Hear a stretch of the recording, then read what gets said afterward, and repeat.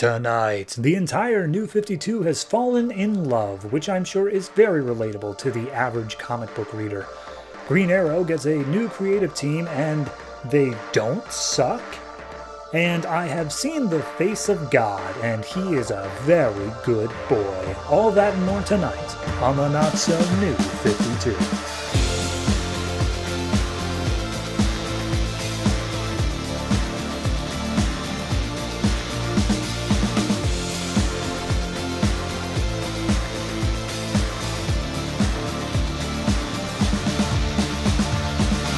Hello, ladies and gentlemen, and welcome to episode 75 of the Not So New 52. I am your host, and happy Valentine's Day, I say on February 6th. I know it's not actually Valentine's Day. I actually have 8 days until Valentine's Day. I'll have a whole nother episode in between then, but this is when they put out a one-shot, which is all about Valentine's Day, so gotta at least make this on theme, I guess. Anyway, yes, it is episode 75. That means we are 30% of the way done. I don't know if that's good or bad. It feels small. Saying 30%, that feels so insignificant. It's so like, oh, you're barely even begun. But before you know it, we're going to be at 50%, and then that sounds big. That sounds halfway done. Fantastic. Anyway, I don't really have that much to talk about. It has been a wild couple of weeks leading up till now, very packed, but for this week and next week, nice and chill. Only 12 comics to talk about this week. Admittedly, that one shot is a fairly large one, so might have to go a little bit extra on time regardless, but hey, them's how the cards fall. Let me tell you what's coming out. We have the number 17 issues of Detective Comics, Batwing, Green Arrow, Stormwatch, Animal Man, and Swamp Thing. The number 9 issues of Earth 2, World's Finest, and Dial H. The number 5 issue of The Phantom Stranger. The number 3 issue of The Human Bomb. And as I've said twice now already, the Young Romance New 52 Valentine's Day Special, which is in itself 6 different stories. So kind of a packed episode if you really want to go by story count, but in actuality, only 12 comics. Anyway, in terms of events, though, we have the final finale of the Rot World arc with Animal Man and Swamp Thing. That's a big deal. But an even bigger deal is we have a new creative team on Green Arrow in the form of Jeff Lemire and Andrea Sorrentino, and I could not be more excited. Seriously, it's a hoot. So let's not waste any more time. Let's jump right on into the comics, starting off with the Rot World finale.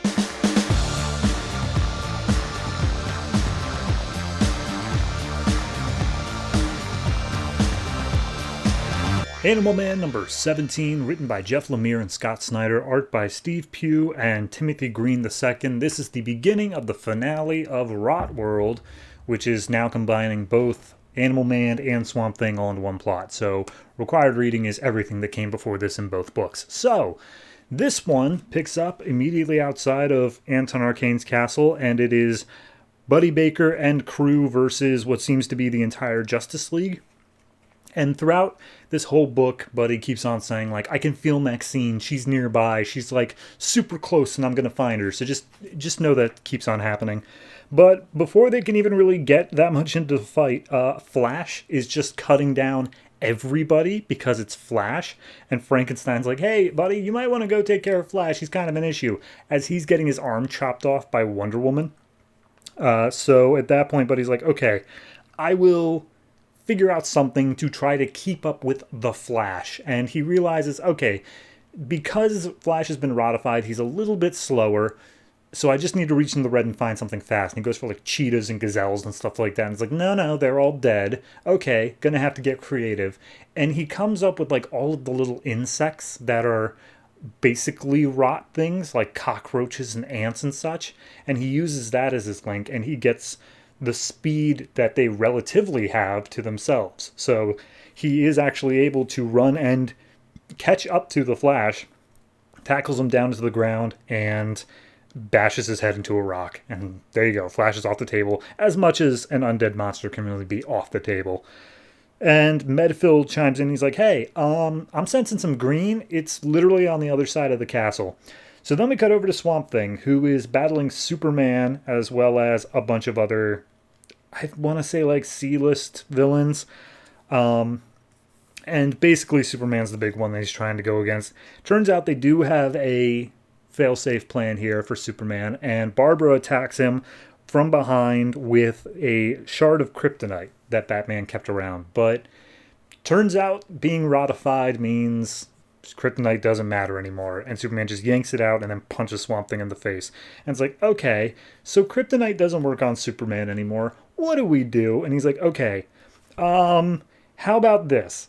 Superman's kind of like a plant because he needs sunlight for his powers, but if the rot kind of made him the inverse of that, maybe if he gets sunlight, he'll be depowered. And it's like, all right, worth a shot. So Swamp Thing grabs Superman, flies him up as high as he can in the sky to get him away from the fight.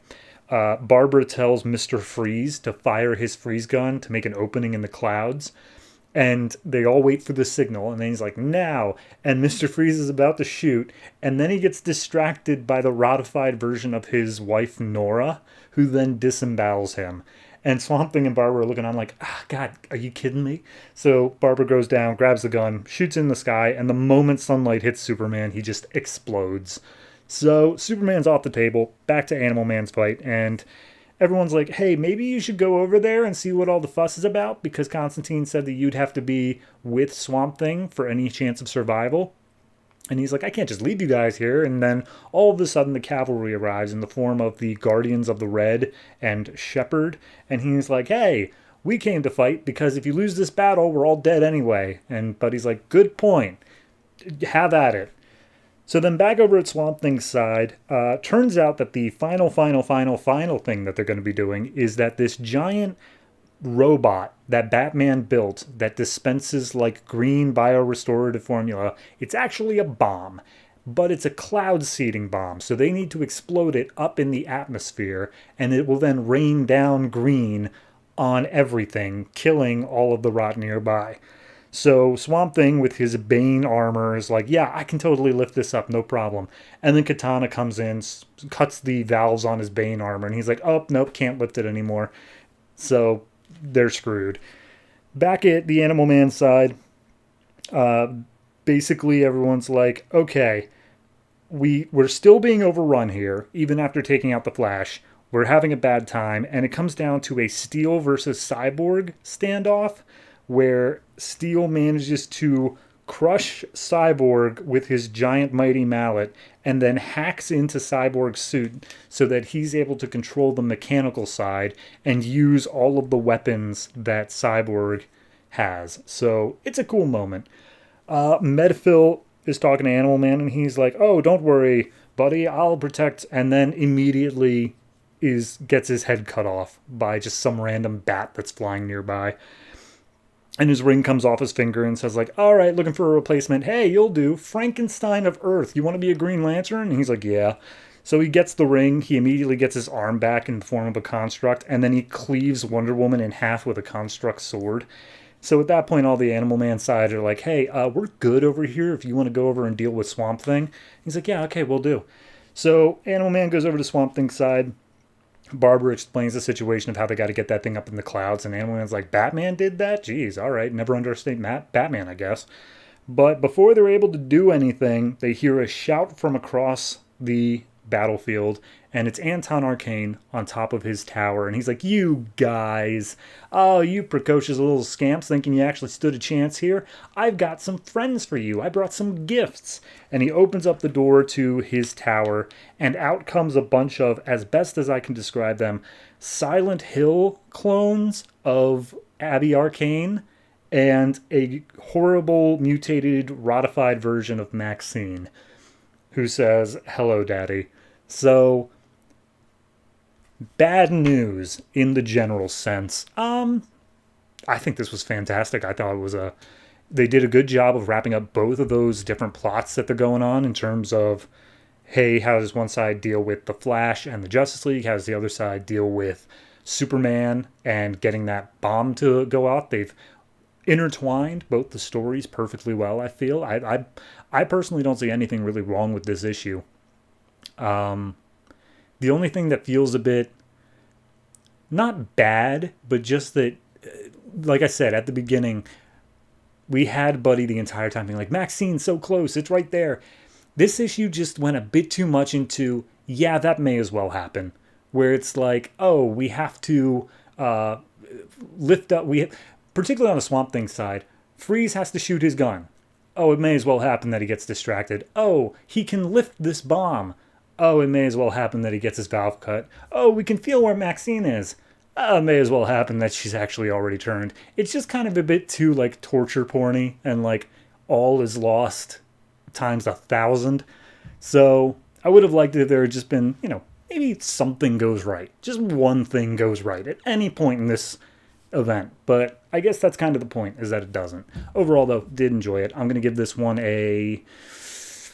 I'm going to give it an 8.5. I was debating on the 0.5. I am going to give it the 0.5. I do think it is a solid... I mean, we still got one more part in the next Swamp Thing, but it's a solid beginning of the wrap-up to the Rot World event.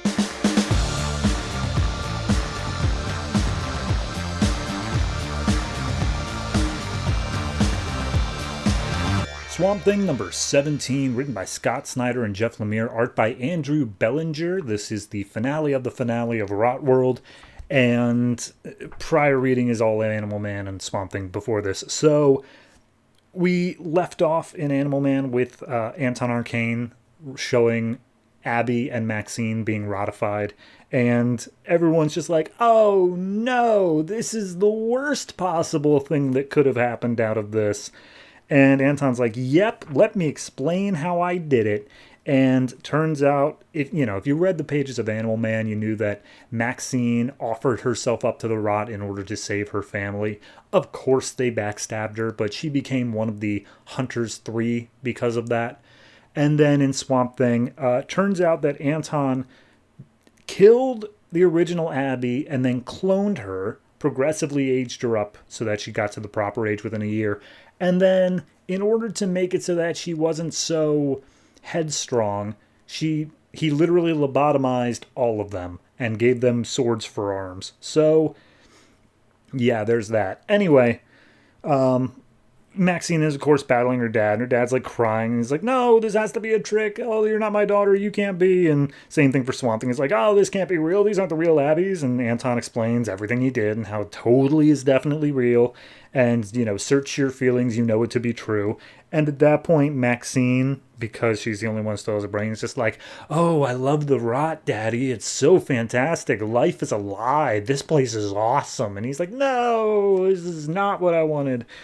And Anton just spends like 2 full pages here just being like, you failed, I win, you suck, I'm better, deal with it. And he just does that for like 2 pages as everyone else freaks out.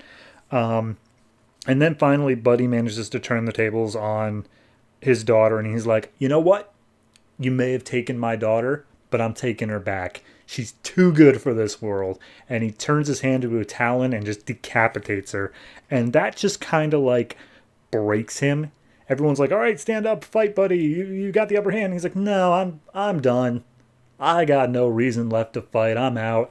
And it's like, what? No, you can't just be out. Come on, we got to go do the thing. And Swamp Thing's like, oh, he's right. We got to raise the bot up into the sky to seed the clouds with the green. And he's like, So then Swamp Thing's like, fine, whatever. Steel, do you have the strength to be able to do that? Or at least be able to make it launch into the sky? And he's like, yeah, I think I could do that. So he goes over and hacks into the robot and turns it on so it starts to fly up, Iron Giant style.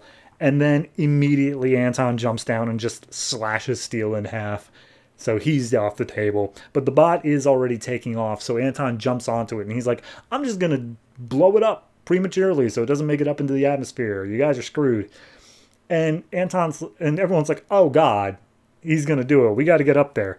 So at that point, Animal Man, he gets over his thing. Literally the quote here is, Baker, are you all right? And he says, no, but I'm not letting that evil bastard hurt anyone else. So he flies his way up along the Swamp Thing, who still manages to have his wings. And Anton's just yanking out cables, just being like, oh, you guys, you've always managed to be just a little too late. And Buddy gets a hold of Anton while Swamp Thing is trying to steady the bot and keep it flying upwards. He uses his vines and wraps around it and basically pulls it up with his own wings. And Anton's like, well, this dance will never end between us, but I'm going to end this version of it. And he throws Buddy off of the bot and then starts ripping off Swamp Thing's vines. Buddy is captured by Beast Boy. He catches him out of midair. And he's just like, yeah, look, I'm like completely out of red, so I'm not really able to do anything else. And Beast Boy's like, hey, what if I channel my connection to the red through you? Would that work? And they're like, let's give it a shot. So Frankenstein puts a little dome around them for protection, and then he channels all of Beast Boy's red energy into himself, which seemingly kills Beast Boy. So at that point, we see Swamp Thing still battling Arcane, barely managed to hold together. Buddy makes it back up there with new flight powers, and he's like, oh, this is where we turn it around. I'm tackling you off this bot, and you don't have a way to fly. So he knocks Arcane off. Swamp Thing manages to get it up into the clouds, and then he ignites it, and the green seemingly melts away all of the rotlings on the ground. And Arcane does the whole thing of like, oh, this is not over. I will get you even worse next time. So at that point, everyone's just kind of catching their breath, and the Buddy and Swamp Thing are reminded, like, he just retreated into his castle. He ain't dead. Maybe go get him. And it's like, right, yeah, we should do that. So they run inside, and as they make their way in there, he's like, you guys just don't get it. Like, death is endless. Like, plants had to begin somewhere.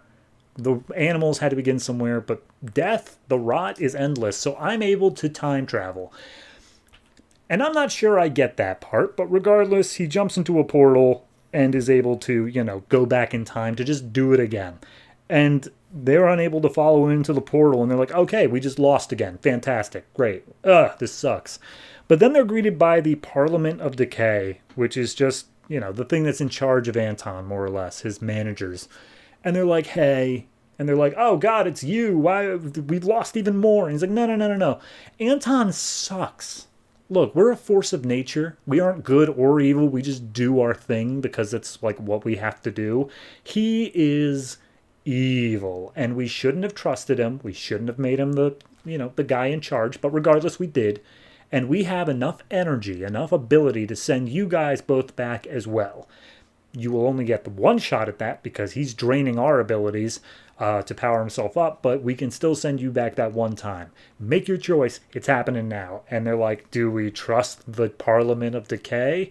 Well, we really don't have any other options. So they both jump into the portal, and they say, whatever it takes, we have to stop Arcane. And that's it. That's the event. That's where it leaves off. Okay, so first things first, the art in this issue is done by Andrew Belanger, who I believe we've seen on an earlier issue of Swamp Thing. I think it might have been the annual. We haven't seen him in this event, though. And it really, it just hit me. Not in a good way, where I was going into this expecting some Yannick Paquette or some Marco Rudy, as has been for the whole event. And then we get this completely different style. And it is completely different. It is a very cartoonishy style. And it's not a bad style on its own, but to be the capper to this whole event really just kind of dampened it a little bit. Really wasn't a big fan of that. As for the entire plot, as for how they handled the finale of it, I think it did well. I think it did a good enough job of saying, okay, the big thing they had to do was explode this robot, and they did. They gave Animal Man a moment of dealing with his daughter becoming a hunter. I do feel that everything was a little bit rushed, though.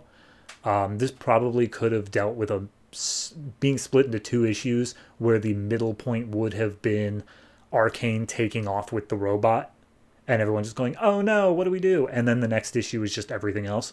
Might have been a bit too much stretched out at that point, but this one just felt a bit too compressed, so maybe there was no happy middle ground. But regardless, the biggest issue I think I have is the fact that it doesn't end. Like, this is technically the finale of the event, but I think both of the next issues of Animal Man and Swamp Thing are labeled as epilogues, where it's a little disingenuous, because they still haven't beaten Arcane. They're still going to do that, and that's going to happen in one of those two books. So, I think that it would have been better if this wasn't labeled the finale as much as it was labeled, finale parts 1 and 2 of 4. Just keep it going for the next two issues of these respective books. But I guess that's just me. Overall, I'm going to give this one I'm going to give it a 7 flat. I think there were a bit too many problems to really say that it was a fantastic book, but as for Raw World, it did a good job of wrapping up what it needed to.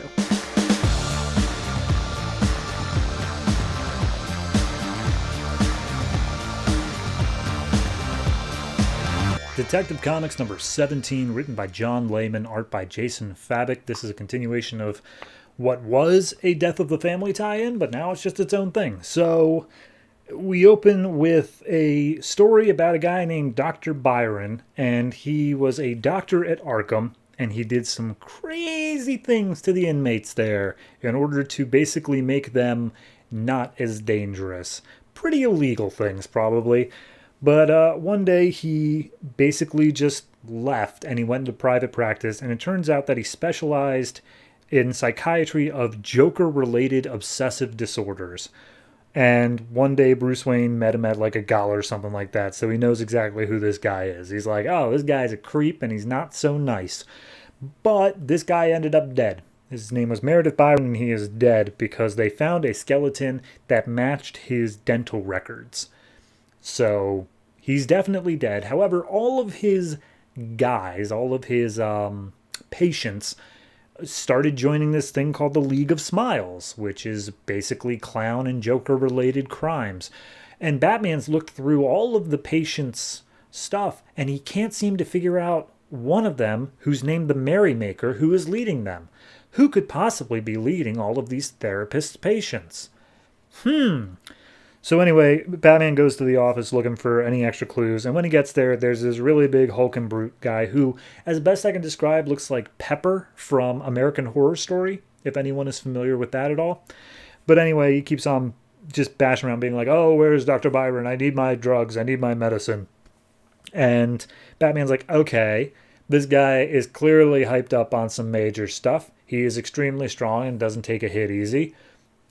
I'll do what I can. And the fight scene continues. Batman deduces like, oh, he's very strong, but he doesn't have much speed to him, and he's doesn't have any skills, so I'll use some pressure points in order to take him down. And he does, and it works. And at that point, he gathers Dr. Byron's office computer hard drive, and he starts de-encrypting it, and he turns out this guy was not a popular guy. He had a ton of like lawsuits and enemies and like divorce stuff going on, so he had some big things. Meanwhile, we get an identification of the guy who just attacked him. Turns out his name is Dane Butler. He wanted to be a circus strongman, and then his interest in the circus kind of led him naturally to the Joker. So that's how they knew Meredith. And then he goes through the rest of the people that we met in the League of Smiles last issue. Dentist named Philip Miles, who is a manic depressive. A bipolar woman named Annie McLeod who has eichmomania. I don't know what that means, but I'm guessing it has something to do with like eating people. And then David Happy Hill, who was a schizophrenic birthday clown. So he's like, all right, well, that answers those questions. But like all of them are really, really like open to suggestion. None of them are leaders. Where did this leader of the Merrymaker come from? And then he gets something over the police scanner, and he's like, okay, well, it turns out something's been going on that's not related to this. We cut to the morgue, and we see Jim Gordon and Detective Bullock looking over some corpses that are in Joker makeup. And at that point, Bullock's like, hey, this League of Smiles may have killed these guys, but they were also part of the mob, so maybe it's okay they die. And Gordon's like, now that's not how we do things around here. And then a Batman hologram pops in, and he's like, yeah, Bullock, listen to him. So turns out that Batman immediately deduces that this is an organized crime hit that's just made to look like it's the Joker who did it, because the Joker toxin is slightly off. And at that point, Bullock's like, are you kidding me? Are you serious right now? It's like, nope, it's definitely organized crime. It has something to do with the whole rest of the plot of this book, considering that the cover is Emperor Penguin. But regardless, we're not in that right now. So then he just happens to look over at the corpse, which is still just sitting out of Meredith, which, mind you, I think this might be an art mistake because it says his completely charred corpse. The skull is just a skull, nothing left at all. But as soon as you get to the neck, the body is perfectly pristine. Which, what? So anyway, he sees that and he's like, oh, I figured out the thing. All right, hey, send a body bag to this location. I'm going to send you an address, Jim. I got to go do something. So we cut over to a children's hospital where the League of Smiles is about to attack. And then Batman's like, hey, I know that Merrymaker sent you guys here, but now you have the chance to fight Batman. What would the Joker do? And they're like, oh, we got to fight Batman. And Batman just starts tearing them down. He's like, you guys were chosen because you literally cannot think for yourselves. You are so pathetic and weak. Come and get me. And he goes up the nearby building where he busts into a very particular window, and inside is Merrymaker about to slit the throat of a woman. And Merrymaker's like, I'm sorry, what's going on here? How did you manage to find me? And he's like, okay, I'm going to walk through this whole thing as the League of Smiles enters the room. It's like, this man is your therapist. It is Dr. Meredith Byron. And turns out he faked his death. And the way he got past dental records is because you are a dentist, Mr. Dentist Clown. And the whole reason he was doing this is that he wants you guys to commit big crimes. And then he's going to be nearby knocking people off of his enemy list. When he sent you guys to like the Joker support group, the lawyer that was handling a malpractice suit against him was just around the corner. And he was killing him at the same time. This, the woman that he's about to kill, is his ex-wife. He's just been using you for dirty work. He has nothing to do with the Joker. You guys have all been played. How would you like to handle this? And then they immediately go and start beating the crap out of him. And Batman's like, yeah, he'd be dead in 15 seconds with how brutally he's beating him. I let them go for 10. And then he tases them and knocks them all out. And at that point, we just get one final page of epilogue where we see Emperor Penguin, and he's being basically told, hey, Batman saw through your thing about those guys being Joker-related attacks, and the police aren't buying it anymore. And Emperor Penguin's like, psh, I don't care. As long as everyone else thinks that the Joker did it, that's all that matters. Everyone who either our enemies are dead or they've come to us for protection. I am making an empire of crime as I am Emperor Penguin. Wah, wah, wah.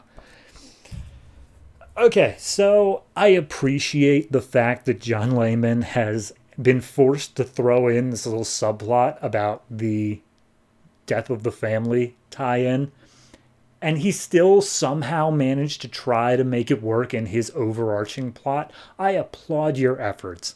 That being said, this felt like an extra bit of nothing on top of the previous nothing. Like, the tie-in itself felt very throwaway. It was good, but it didn't feel important to the event.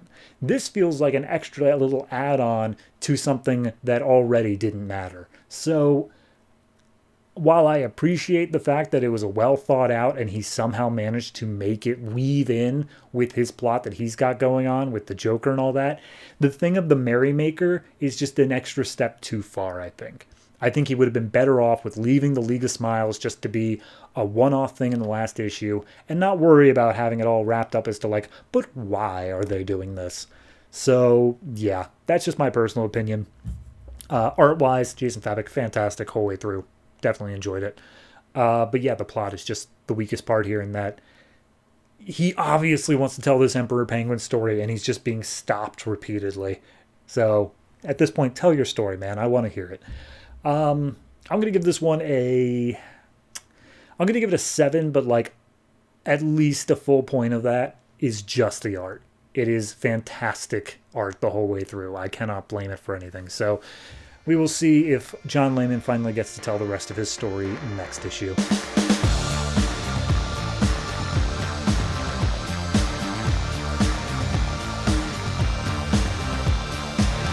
Batwing number 17, written by Fabian Nicieza and art by Fabrizio Fiorentino.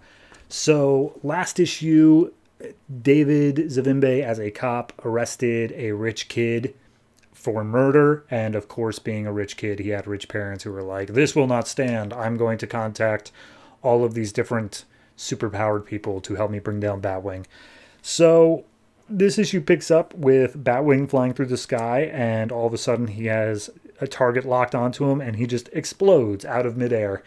And his wings are extremely damaged. He's unable to fly anymore. He's forced to land inside of a nearby building. And we see that the thing flying after him is a guy named Sky Pirate, who is one of the people who was hired to take out Batwing for, what was the guy's name? Maxberry, whatever it was. So at that point, Batwing, he's on the phone with Matu, and he's like, hey, I could really use an escape that doesn't require my wings. And he's like, yeah, okay, down in the basement, there's a way to get out to an alley. I'll have the van nearby to pick you up. Just get out of there. So he keeps on being shot at by this guy who has apparently like aircraft level bullets. Like, they are very powerful, and he's just barely managing to make it out in time. But as Sky Pirate lands, he's like, oh, no body, no payment. I better figure out what's going on, but I'll bring in this wingsuit to see if we can get any clues.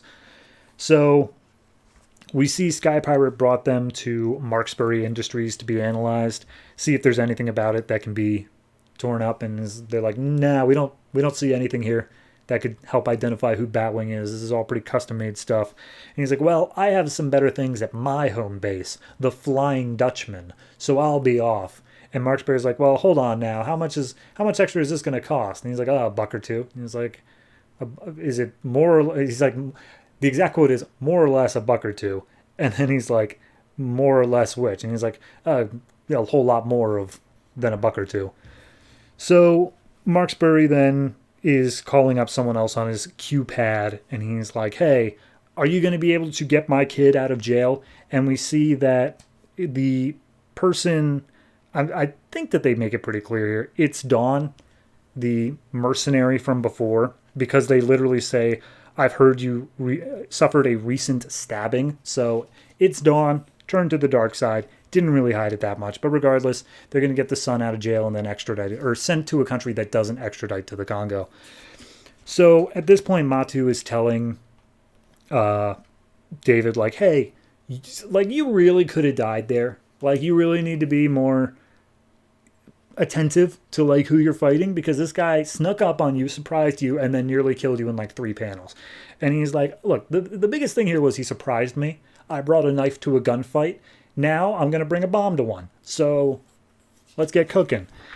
But first he has to do his actual police work job. And he's, of course, been the outcast and the pariah because the rich guy was under protection and David didn't take no bribes. So now everyone kind of hates him.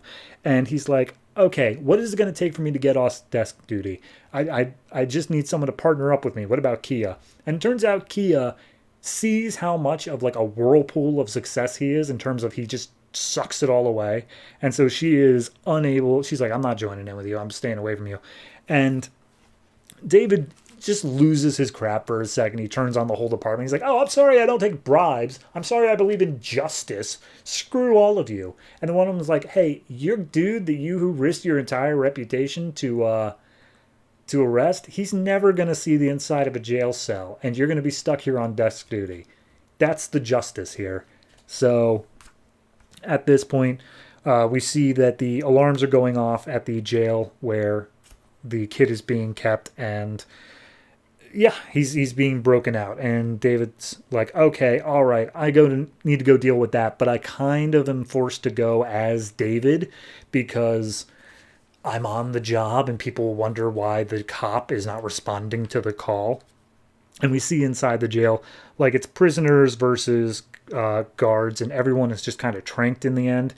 And we see Dawn standing there like, oh, Ansel, I'm here to get you out of there. So cut to the Flying Dutchman for like a page where it turns out that they tore apart the armor. Everything was custom made except for a single microchip, which was made by a company that they pressured to give up information on. And then they studied the surveillance footage at the post office to see who it was mailed to. And they came across Matu. And they're like, we're going to get his address and we're going to interrogate him. So cut to David arriving at the jail. And he immediately runs off without any of the other cops. And they're like, hey, David's going in alone. This is our chance. And At this point, we cut back to Matu, who's like, oh, sounds like he's in a lot of trouble because he's not in his Batwing suit. I can't really do anything to help. But he hears this rumbling from above, and he's like, hey, I think that our base, the Haven, might be under attack. And he opens up, like, the roof access to see what's going on. And this giant, like, Star Trek-sized ship has just, like, hovered right over top of him. So David's inside the jail, and he starts getting attacked by other prisoners. He's like, oh, right, of course, jailbreak. I should have seen that coming. But then one of the prisoners gets shot in the head, and he realizes that the cops were aiming for him. And he's like, crap. The cops they're coming after me as well. This is the worst. So he makes his way upstairs trying to escape them, and at the top of the stairs is Dawn. And she's wearing like a mask and all this stuff, but then David's immediately like, oh, God, Dawn, I recognize your voice. What are you doing here? And she's like, after our whole thing with that blood cult last arc, I realized that I wanted to be on the winning side, not the side of the angels. I'm willing to take whatever jobs come my way. And he's like, you know this is wrong. I'm not leaving. I'm not letting you leave with that boy. And she's like, okay, well, you don't have a gun anymore, and I have 2 guns trained to you. And he's like, doesn't matter. I'm not moving. I know you're a good person. And then 2 gunshots fire off on a black page, which, considering there were 2 cops chasing after him, I can't imagine who they were aimed for. But hey, I'm going to pretend like it's actually a cliffhanger. Yep, David gets shot this issue. So this issue strikes me as one too many plates in the air. It's trying to do just a few too many things. We've got the whole Dawn plot. We've got the whole Matu plot. We've got the whole Sky Pirate thing. We've got the whole rich kid thing. It's just a bit much going on. And I like each of the plots. I just think it's too many of them. Like, this doesn't do a great job at balancing properly. I would say that the Dawn plot is the heaviest hit, in that the explanation we get is so half-hearted of why she changed from good guy to at least neutral. Like, I don't know. I just kind of want a little bit more on that. As for the rest of the plot, like, I guess, yeah, rich guy buying off mercenaries, that's not unheard of, but it does seem extraordinarily petty. So maybe a little bit more on that as well. It's just, like I said, one too many things going on, and nothing gets the attention that I think it deserves. So I'm going to give this one a 6.5. I do think that Matu may not be long for this world, just judging based off the next cover I see, which is Matu not in good shape. So we will see if Matu manages to survive next issue.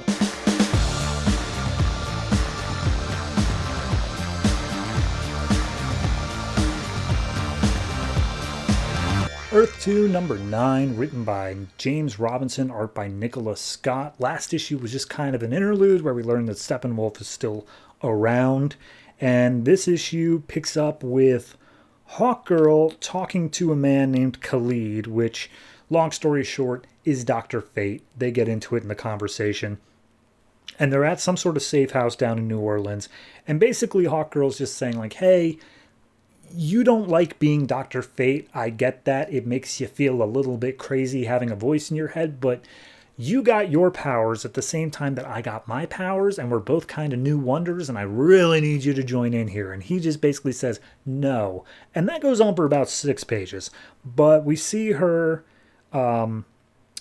with a rocket launcher this whole time, and then down in her little armory room where she has a mannequin set up with a Green Lantern shirt on, because I guess after their last meeting, they're not so fond of each other.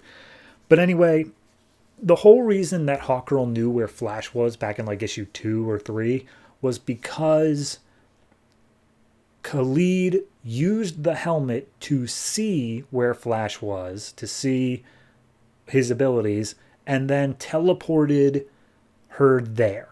But every time he uses his powers and he takes off the helmet, he goes just like a little bit crazy after a while. And she's like, look, I'm not asking you. I'm not making you do anything. I'm just asking you. And he's like, okay, well, it sounds like you're making me. Either way, I sent the helmet away. I made it leave. It's gone now. And I'm sure because of how cursed I am with it, it will eventually show back up. But right now I don't have it. And she's like, all right, fine, whatever. Look, can you just use your powers, like, for one last little thing? Jay Garrick, the Flash, he went back to Michigan to visit his mom. I just need you to keep an eye on him. He's laying low, but, like, you know how they are in the World Army. And he's like, all right, sure, I guess. But you do understand I'm going to have to teleport there, and then I'm just going to be crazy for a while. And she's like, yeah, no, I'll take it. So, and then she fires off a rocket launcher down and it destroys the Green Lantern mannequin. So, back in Michigan, specifically Lansing, Jay Garrick, he's doing the whole, like, baseball cap and a hoodie thing to stay undercover. And then following him down the streets is Khalid just being like, oh, there will be so many more horrors and wonders in this world, like a crazy person. And Jay's just ignoring him. But they make their way down into a suburb, and Khalid's managed to calm down by now, but he still has the running internal monologue in his head of Naboo, the voice that's inside the Helmet of Fate. And he's just like, hey, I get that you're scared, but maybe you should wear the helmet. And he's like, dude, shut up. I'm here just to keep an eye on Jay. That's all it is. And Jay walks inside his mom's house, and he's like, hey, Mom, I'm home. And the mom comes out and is like, Jay, I have been terrified. Where have you been? And she's like, what do you mean? It's only been like a week. I've been to parties longer than that. And she's like, Jay, I know you're the Flash. Jesus, I saw all that on the news, the fight and everything like that. I'm terrified for you. And she's like, well, how do you know I'm the Flash? Nobody should know I'm the Flash. How do you know I'm the Flash? And he's like, oh, well, that white-haired man named Dodds showed up, and apparently they got your cell phone, and yeah, he was just asking whether or not I've seen you, and I told him I haven't, but like, yeah, I've just been worried sick about you. He's like, okay, hold on. White-haired man named Dodds. I don't know a white-haired man named Dodds. What's going on here? And then he comes to the realization that this was the government. This was the World Army that showed up looking for him. And as such, he's like, hold on. How long ago were they here? I was like, oh, like 2 hours ago. I was like, crap, they're probably still here. And at that moment, the Atom Smasher breaks in through the roof. And he's like, hi, you're right, we're still here. And the entire World Army is there, along with Major Sonia Sato, which I'm unfamiliar with, but she's there. And they're basically saying, stand down, we'll take you in peacefully. And he's like, no. And he speeds around and he just starts punching everybody in the face. And as he's running around, we see the hooded Sandman nearby. And he's like, all right, well, this isn't going according to plan. And all of a sudden, he just like disappears into a cloud of smoke and reappears besides Jay Garrick's mom. And he's like, hey, I've got your mom hostage. Slow down, stop running, or I'm a shooter. And he's like, Mom, no. And so he gets distracted long enough that Sonia kicks him in the face. And Khalid, still watching nearby, has Naboo in his head. And he's like, hey, you know, this looks pretty dangerous. You should probably put on the helmet. And he's like, shut up. You do understand I do have some abilities regardless of you, right? So at that point, the World Army is saying, like, look, come with us peacefully and she'll only be charged for aiding and abetting. And it's like, aiding and abetting? She literally didn't know. You heard she didn't know. And it's like, yeah, well, who's going to believe us? Or who's going to believe you over us? So at that point, Dodd's still kind of just like trying to lay down a negotiation. And then Khalid comes up and smashes him in the back of the head with a 2x4. And everyone's like, does anyone know who this is? Who are you with Flash? Are you with who are you? And he's like, hi, my name's Khalid. And Flash takes the moment to cause a distraction, throws up some bricks, and then runs off with his mom and Khalid in arms. But before they can even get down the street, they teleport away. And Sonia's like, okay, did anyone have teleportation on their bingo cards? So they're just off the grid, and they reappear in this dark, swampy, like horrible-looking place. And he's like, okay, this place seems really, really familiar, but I haven't been here before. And Jay's talking to his mom like, hey, Mom, I really didn't want you to get involved in this. I just wanted to check up on you. And she's like, oh, you know, worse things happen. Also, magic is a thing, apparently. And it's like, yeah, magic's a thing. Anyway, Khalid's like, yeah, here's the thing. I know what this place is. By the way, my name is Khalid. Khalid bin Hassan, a colleague of Hawkgirl's. He got a magical helmet that belonged to Naboo, and Naboo was the greatest mage of all time. And then a voice off to the side speaks up and just like, greatest mage? I take offense to that. And we see that it is a floating, weird-looking guy named Wotan, who he's a mage of some sort of magician group that's trying to get the Helmet of Fate, but it's locked inside the Tower of Fate, which only Khalid can enter. So they want that help. Okay. I like the introduction of Khalid as Dr. Fate. I mean, we're not totally there yet. It's building to it, but I like how it's this thing of, it's a curse. And it really is. It's literally just schizophrenia in a helmet. But I like the way they're just giving the slow roll of, he doesn't want this, he hid it away, but everybody with any sort of skin in this game wants him to use the power or wants to be able to use it themselves. So he's going to have to deal with it no matter what. I like that aspect to it. As for Jay getting caught at his mom's house, the fact they were able to track him by cell phone, yes, of course they'd be able to, but it just kind of seems like, how do we manage to put Jay in danger again if he's not being just stupid with his powers? And the answer is something completely out of his control. And I don't dislike it, but I do think that it is a little contrived. Of oh yeah, he just lost his cell phone and that was the whole thing. It's all right, well, I guess. So yeah, I'm going to give this one I'll give it a flat 7. I think it's good. I think it's a solid start to the arc because I think this is going to be mostly focused on the Tower of Fate stuff. But yeah, I'm interested to see where it goes. I think that it's got a 3 or 4 way different fight going on here, and it's playing up this back and forth very well. So I'm at least intrigued.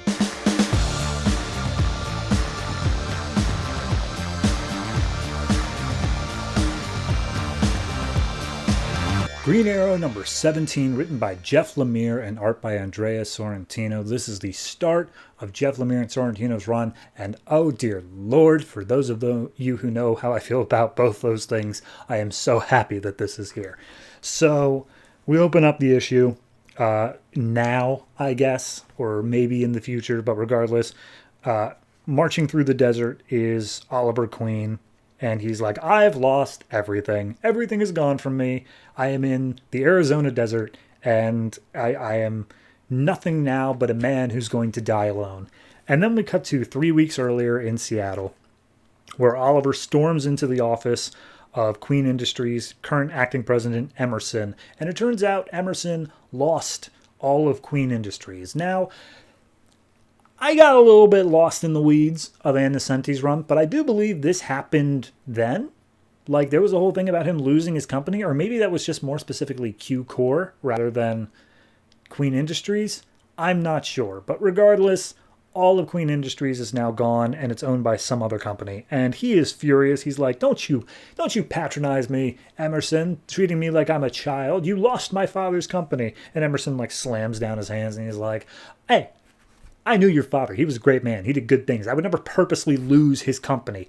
The entire time, I had to keep an eye on you because every time I gave you even a little bit of responsibility, you acted like a child and you threw it away. And yeah, me keeping an eye on you kept me distracted, so I missed out on this hostile takeover. So very sorry, Mr. Queen. And Queen's like, okay, what? Sorry, I didn't realize all that. He's like, no. Your father did more than you can possibly imagine. Queen Industries is not the only legacy that he left for you. And Oliver's like, care to explain? He's like, yeah, I would, except you're not ready to handle it yet. It is a big thing that he left for you. And you just can't deal with it. Maybe now that you've lost it all, you're finally going to be able to grow up. And at that point, again, they keep on arguing until Emerson says, nothing that has ever happened to you has been an accident. Of course, alluding to him being shipwrecked on that island. And Oliver's like, what do you mean? And he's like, all right, I'm going to tell you about your true birthright. And throughout all these panels, we see this interstitial of an archer getting locked and loaded until finally this panel kicks in and the window cracks and an arrow comes through and shoots Emerson in the back of his back, I guess. And at that point, Oliver's like, oh, geez, oh, God, what happened? And we see that it's actually like a grapple arrow. So the rope retracts and Emerson goes flying out the back of the window. And everyone doesn't see the fact that he was shot in the back. They just see Oliver standing there next to the window and Emerson through it. And he's like, oh, this looks bad. And the security guards are immediately like, Mr. Green, step away from the window. You're under arrest or whatever. And I'm fairly certain that Oliver just kind of uses like some office supplies and stuff like that to overpower the guards. Like he uses a pen to take one of them out and jam the gun. He uses just a few little things, and it's a cool little action fight scene where he makes his way out of the building. He knocks out a guy in an elevator to use him for a security clearance. And as he makes his way out the front door, he's calling his backup of Jax and Naomi. And he's like, hey, Jax, need my Green Arrow gear? I'm coming to you now. I'm going to be at this location. And he's like, actually, now's not a good time, Oliver. We're at the Q-Core building. We can't really come to you right now. He's like, what do you mean you can't come to you? Emerson just got shot and he's dead. Like, so we got to deal with this now. He's like, and then they cut to a shot of Jax and Naomi, who are currently inside of someplace. Naomi is bound and gagged, and Jax says, like, I'm sorry, Ollie, he's making us. And then the Q-Core building explodes. And he's like, there were a bunch of innocent people in there, as well as my team. Somebody knows who I am and my secret identity, and they're coming to kill me. So I need to get out of here. And he starts running down the street. Turns out that Jax convinced him to set up like a few little safe houses around the city so that he'd be able to get some gear even if the main place was gone. And he goes to one of them. He picks up some Green Arrow stuff. And as he makes his way out of the building, he's like, all right, I'm going to go do some hunting. But as soon as he steps out, the dude from before has an arrow trained right at his face. And he is like, hey, Oliver, nice to meet you. He fires an arrow at Oliver's feet. He realizes, though, that he wasn't trying to aim for Oliver. It was actually a flashbang. So it goes off. Oliver's blind for a while. And the guy introduced himself. He's like, yep, I expected so much more from Robert Queen's son. My name is Komodo, and I'm here to kill you.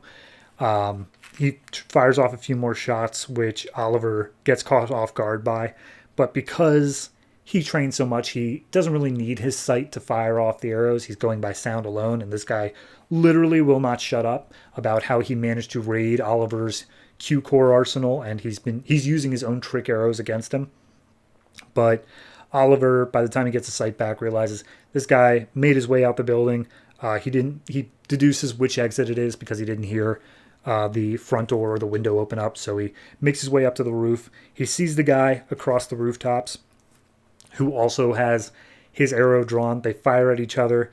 Komodo manages to dodge the arrow that was meant for him. Meanwhile, he fired off one of Oliver's trick arrows, which was a randomly exposing like goop that traps Oliver in place as Komodo comes over and just kicks him in the face and just starts beating the crap out of him. And he's like, you have no idea what you could have been. I thought you were going to be like an actual challenge, but you're just like a kid. This isn't even fun. So he pulls the last arrow out of his quiver, just a totally normal one. And he draws a shot. And then all of a sudden, this dude shows up. And instead of eyes, he just has scarred X's over them. And he tackles Komodo and says, oh, it's not his time yet. It turns out this guy's name is Magus. And he's like, hey, stay out of this, Magus. This isn't your problem. And he's like, oh, yeah, you and the others have gotten too greedy. So now it is my problem.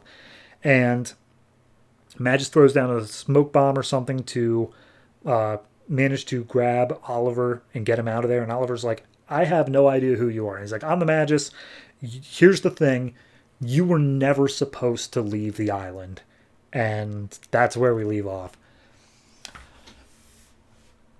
Green Lantern is finally written by somebody good. Somebody actually really good at telling stories. And I am so in love with the art style. I cannot even begin to describe how tectonic of a shift this is from even so much as the last issue.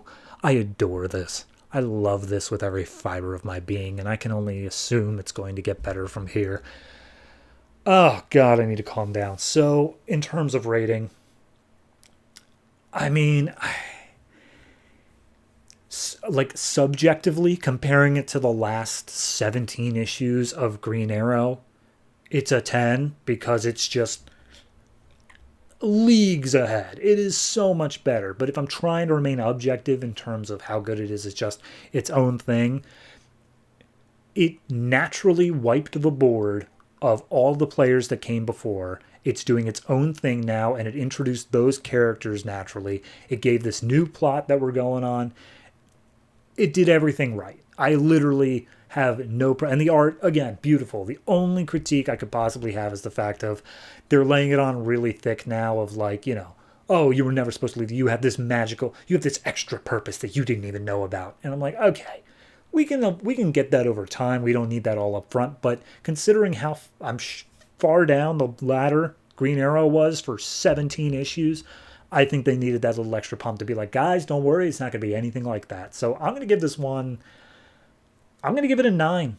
I really think this is good. It's a fantastic start to an arc, and I am so looking forward to the rest. So Green Arrow, check it out.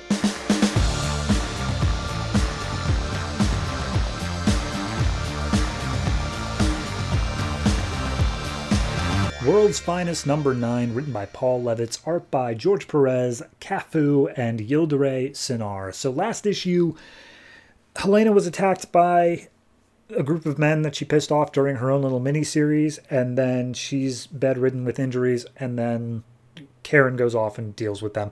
And I guess she does a good job, because they literally do not show back up in this issue. We instead open on Karen's private island, and a bunch of mercenary-looking guys in paramilitary gear ride up to the island and explode their way in, which alerts security guard and Helena, and just like, uh-oh, I guess I better get dressed for work. And then she puts on her huntress outfit. Mind you, her arm is in a cast here, which I'm bringing up specifically because within the next few panels, that'll just vary wildly. So it turns out the guys are here, and they're basically looking for codes to access the computers, and they're just trying to steal like hard drives and stuff like that. But at that point, Helena's like, okay, well, my friend cared for me. This is her stuff. I better help her defend it. So Helena throws a brick at one guy's head, knocks him out, and just like, guys, there's something here. And then she swoops into the room and kicks another guy. At that point, the other guys start firing off their guns, which just blast her across the tree line pretty much. And just like, okay, we got 2 men down. What do we do? Do we keep on going with the thing? It's like, yep, nope, go ahead. We got to get out of here with the technology. That's our important task. So they fire into the tree line, hoping to hit Helena. And then all of a sudden they get a ping that someone's coming down the corridor. And it turns out that it's Power Girl's personal assistant.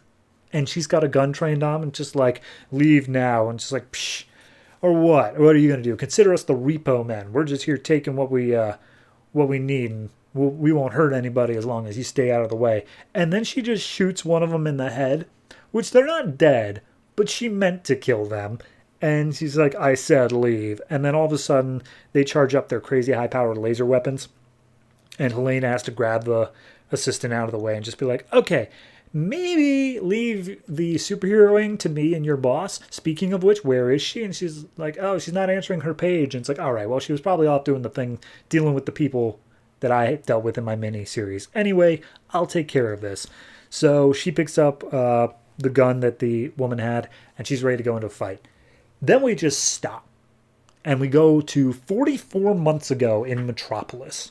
And we see Karen really doesn't like being in Metropolis because she thinks that Superman, is around, and all it would take is for him to use X-ray vision on her once, and he'd realize, wait a minute, that's Kryptonian biology.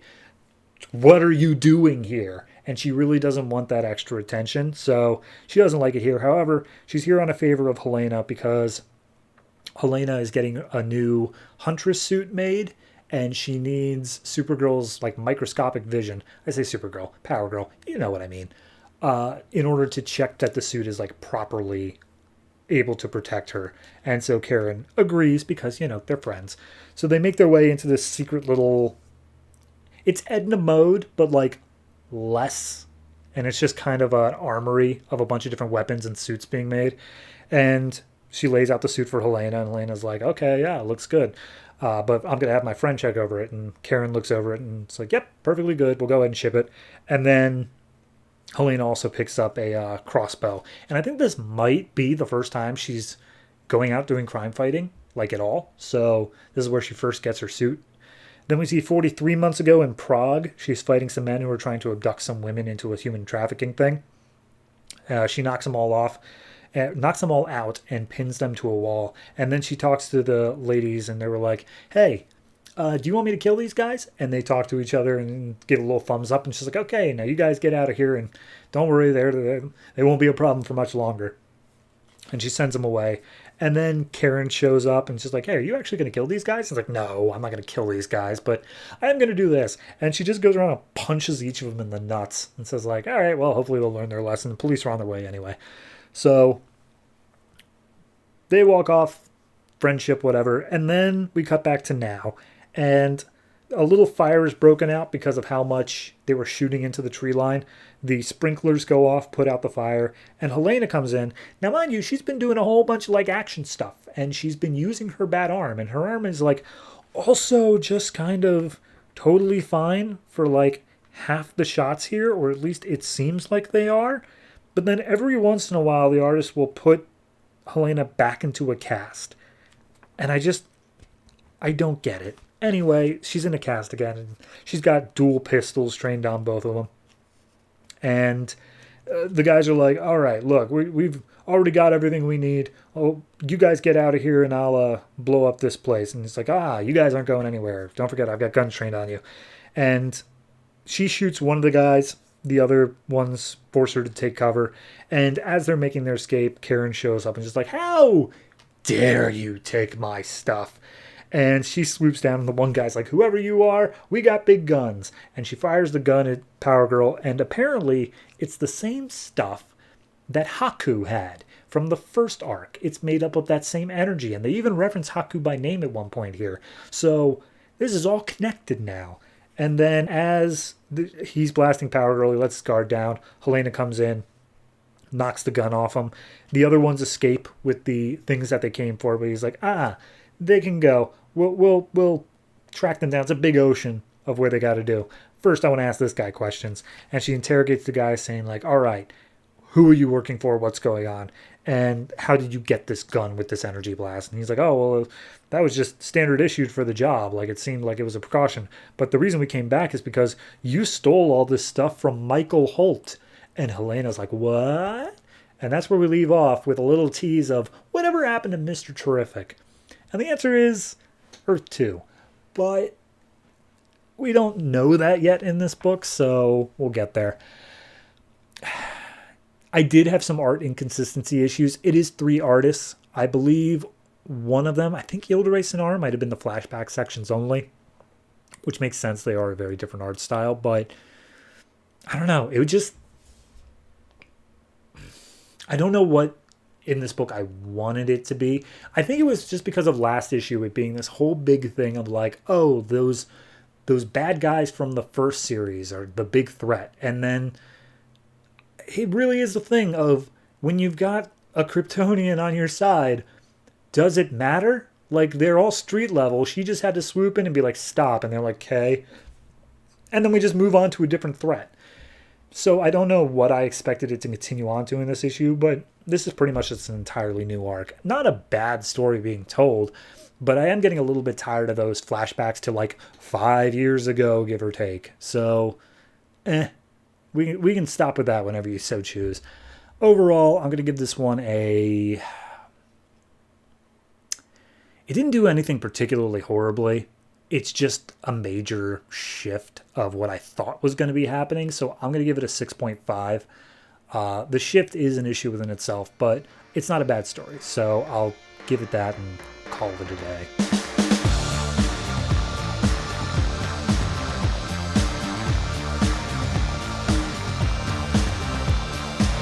Stormwatch number 17, written by Peter Milligan, art by Will Conrad. Last issue, engineer turned evil, and is working with Harry. Meanwhile, Midnighter and Apollo got blasted into hyperspace. So we open up with Midnighter and Apollo. Midnighter's just punching the crap out of Apollo's face, trying to get him to wake up. And he's like, hey, good, you're awake. we need you to use your powers to get us out of the bleed, otherwise we're going to die. And he's like, oh, I feel so weak, I don't know if I could do it. And he's like, yeah, you really need to do it, though. So at that point, Apollo activates his powers, and somehow that gets them out of the bleed. I don't know exactly what in his power set allows that, but it works. So at that point, Harry and Engineer are watching from HQ and just like, Engineer, I told you they were going to get away. You should have just blasted them. It's just like, oh my God, Harry, I literally can see anywhere on Earth. They're not going to get away from me. So shut up.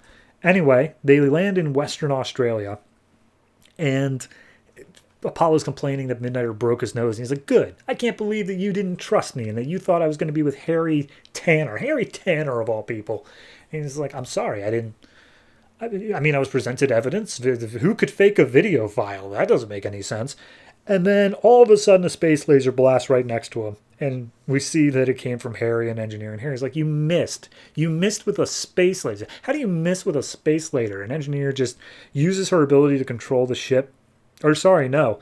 At this point, Jack Hawksmoor shows up. And he's like, hey, I can control the ship because it's technically a city. So I'm going to use it to bound up Engineer and Harry. And then Engineer... Oh, and by the way, what's her name is there? I genuinely... The projectionist. Whatever her real name is. And she's like, you're going to help... You're going to stop being evil, Engineer, and you're going to bring Jenny Quantum back from whatever trance you put her in. And then there's like a one-panel cutaway to Jenny Quantum just foaming from the mouth, having a seizure. And it's like oddly a comedic beat.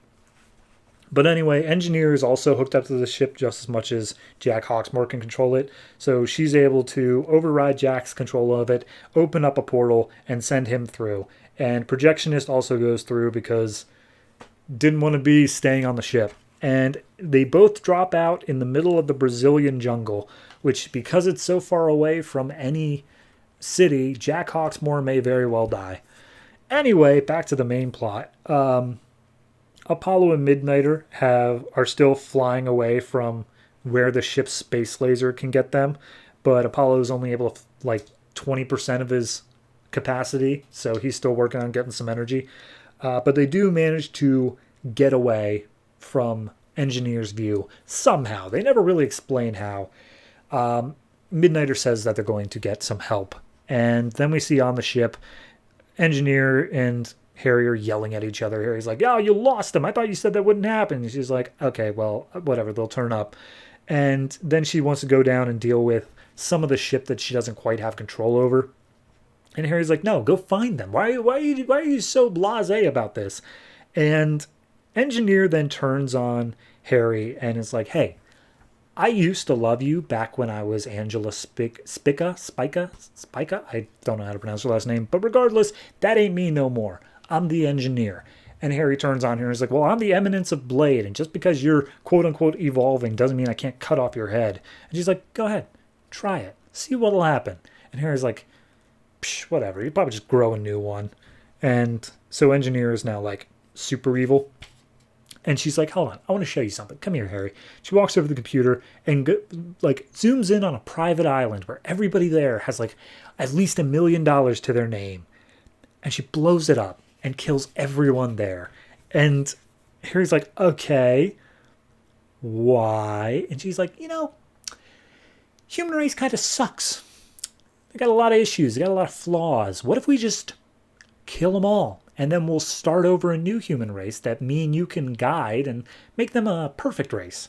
And she's like, I'm going to do that. That's what I'm going to do. And Harry's like, okay, I'm pretty dickish. I'm pretty evil. But I can't let you kill 7 billion people. That's a bit too far. And so he's about to fight her. He's given his whole heroic speech. And then she just uses the ship to hit him with a focused air cannon. And he's like, what the hell was that? And he's like, I just knocked you out for a few seconds by using this ship to almost blow your head off. I can do that at any time, and I can actually blow your head off. What do you want to do next? And he's like, doesn't seem like there's a lot I can do. And she's like, right. The only reason I'm leaving you alive is because you are a relic of the person I used to be and a reminder of what I'm never going to go back to again. So he's been outclassed entirely. The villain for the entirety of the series has been completely outclassed. So then we land in Moscow with Apollo and Midnighter. And Midnighter's still pissed off. Like, I still can't believe that you thought I would give up that. And he's like, okay, whatever. You're acting like we were lovers. And he's like, were we not? Were we not close to that? And it's like, well, I guess we'll never know.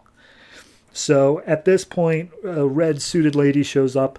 It's Zealot, who last appeared in the pages of Deathstroke as a completely different character. But regardless, she's here now and she attacks Midnighter. Because apparently she thinks that they are shape-shifting aliens.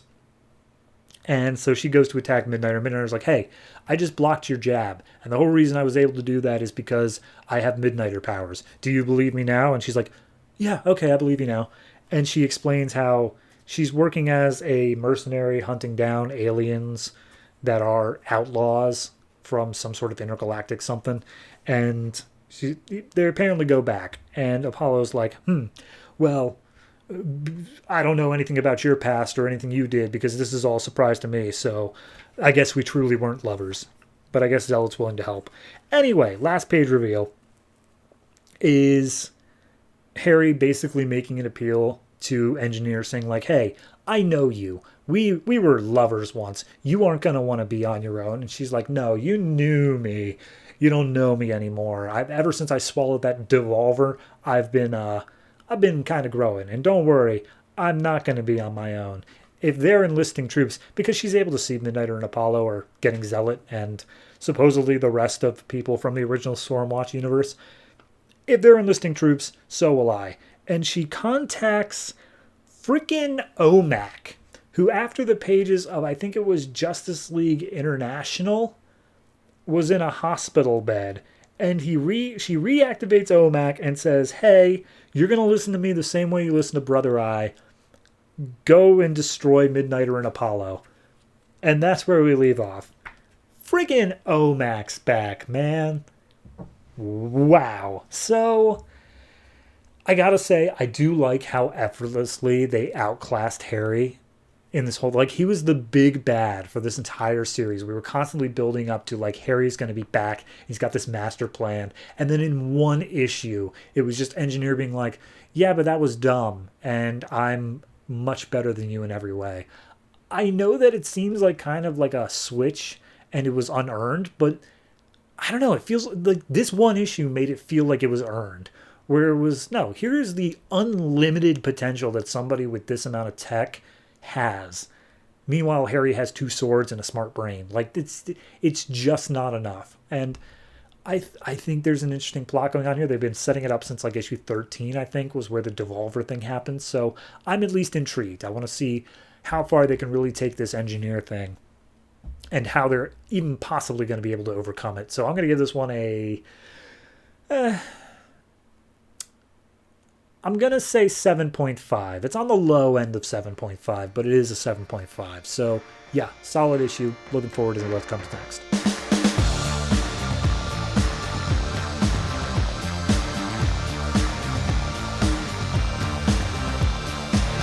The Phantom Stranger number 5, written by Dan DiDio and J.M. Matteis, art by Brent Anderson. So last issue, Phantom Stranger came home, found his family was missing, a babysitter was killed, and then Pandora showed up and said, I think Spectre did it. So this issue opens up at the Gotham City Police Department, and Phantom Stranger just busts down the door and is like, someone walk me to James Corrigan. And everyone's like, all right, well, slow down. You just busted down our doors. And he just, like, blasts them all away with magic, just being like, I could literally tear your souls from your body right now, but I ain't gonna. So I'm just going to freeze time, and none of you are going to bother me. And he makes his way over to James Corrigan's office door, blows it down, and James is just inside typing at the computer, and he's like, yeah, just hold on one second, I just got to save this file, you know, there's some donuts over there if you want them. He's like, oh, I'm sorry, you think I'm a joke? He's like, no, I don't think you're a joke, I don't think you have any humor at all, but yeah, that's, you know, things are the way they are, you know, I'm not going to change, you're not going to change, we're all just who we are for all of life, and me, I'm the Spectre. And so he transforms into the Spectre, and basically the entire issue here is Spectre's like, I hate you because you betrayed me to make me, and also you're a bad person, and Phantom Stranger's just like, you took my family. That's literally the whole of the issue. But in order to break it down slightly good, or better, Phantom Stranger tells Spectre, like, look, I don't know why the big G wanted you to become the Spectre, but, like, I did what I was told to do, and it was for the greater good. And he's like, okay, here's my response to that. You are Judas Iscariot. We know you're Judas Iscariot. You are a bad person. Like, even if you're trying to atone, you literally worked with Jesus Christ, and you still managed to be a bad person. Like, it doesn't get much worse than that. And he's like, yeah, no, I get it, but I'm, like, trying to do better or whatever. I'm trying to make up. And Spectre says this whole thing like, yeah, well, I had a woman in my life as well. You have your wife. I had a girl. I was trying to save her. And then your actions caused me to die. So who's really to blame here? So Spectre gets the upper hand when he's like, yeah, here's the thing that I know about you. You don't care about your family. And he's like, that's not true at all. I care. Philip Stark, my alter identity, cares about them, and I am he, therefore I care about them. And he's like, no. You would give them up. You would betray all of them if it meant that you didn't have to deal with your eternal curse anymore. And he's like, don't think I would. I mean, I can't say for sure, but I don't think I would. And mind you, this whole time, like, they're growing in size. It's just a huge magic fight. So we get a little cutaway to Terry 13, and he's put back together his lab after Phantom Stranger tore it apart, and he's like, wow, I've done some more digging, and I've got files on all these mystical peoples, and turns out John Constantine is requesting that Phantom Stranger joins the Justice League Dark, and yes, I just happen to know that now. And he's trying to figure out why. And as he's asking why, another person in the room is asking why, as well as a whole bunch of other questions, because it turns out the question is in the room. And Terry 13 recognizes him, and he's like, oh my God, you're the question. Question's like, oh, am I? Or am I someone else? Is that just a label given to an unknowable person? And it's like, okay, yeah, we get it. You ask a lot of questions. But basically, he says, like, look, I know you're a part of the Trinity of Sin, and I've got files on Pandora and the Phantom Stranger, but I don't got nothing on you. And he's like, and do you know why? And it's like, okay, yeah, we get it. That's your thing. But basically, he says straight up, like, Phantom Stranger, he's not capable of having friends. You may think you're friends with him, but he's not capable of having friends, and he will betray you. So I need you to do something for me. So then we see in the magic fight that Spectre's gotten the upper hand on Phantom Stranger. He manages to swallow him, like literally grew to a size where he just hump. And then he's like, all right, well, that's it. You're now part of my void. And it turns out, no, he isn't. He's managed to survive. And he's like, oh, even if you think that you are this godly vengeance, you're still just James Corrigan at the bottom of it all. That's how you see the world. And you brought your rage with you, even into death. And that's the real difference between you and me. You volunteered for this job. Even if you didn't know it, you volunteered to be the Spectre. I was maybe born as the Phantom Stranger. Maybe that's who I am. Maybe I'm a dick, even in my genetics. But regardless, I worked with Jesus. You ain't God. And so he uses his cloak, wraps it around the Spectre, and turns him into a statue of wood, which, yeah, I guess when you're working with magic, you can really just do anything you want. And he's like, all right, look, I believe you, because during this fight, he straight up said, like, I didn't do anything with your family. And he's like, regardless, I don't believe you yet. I believe that maybe you didn't do anything directly, but I need to get the full story out of it. And he's trying to understand what's going on with that. Meanwhile, Spectre bursts free out of the wooden prison. And he's like, no, you are far worse than me, stranger. And basically, at this point, God steps in. The big voice and the light from above steps in. And he's like, hey, cut it out. And he points out, like, Spectre, you are not supposed to be God's wrath. You're supposed to be my desire for justice. And stranger, we're only in issue 5, so I can't tell you what your major purpose is. But it will soon be discovered. And as the voice coalesces into a form that can be drawn on page, it is a Scottish Terrier. It is a small dog, and it is just speaking to them in God's tongue. And Spectre's like, I'm sorry, are you the form of a dog? And he's like, yeah. He's like, you don't have a sense of humor, but I kind of do.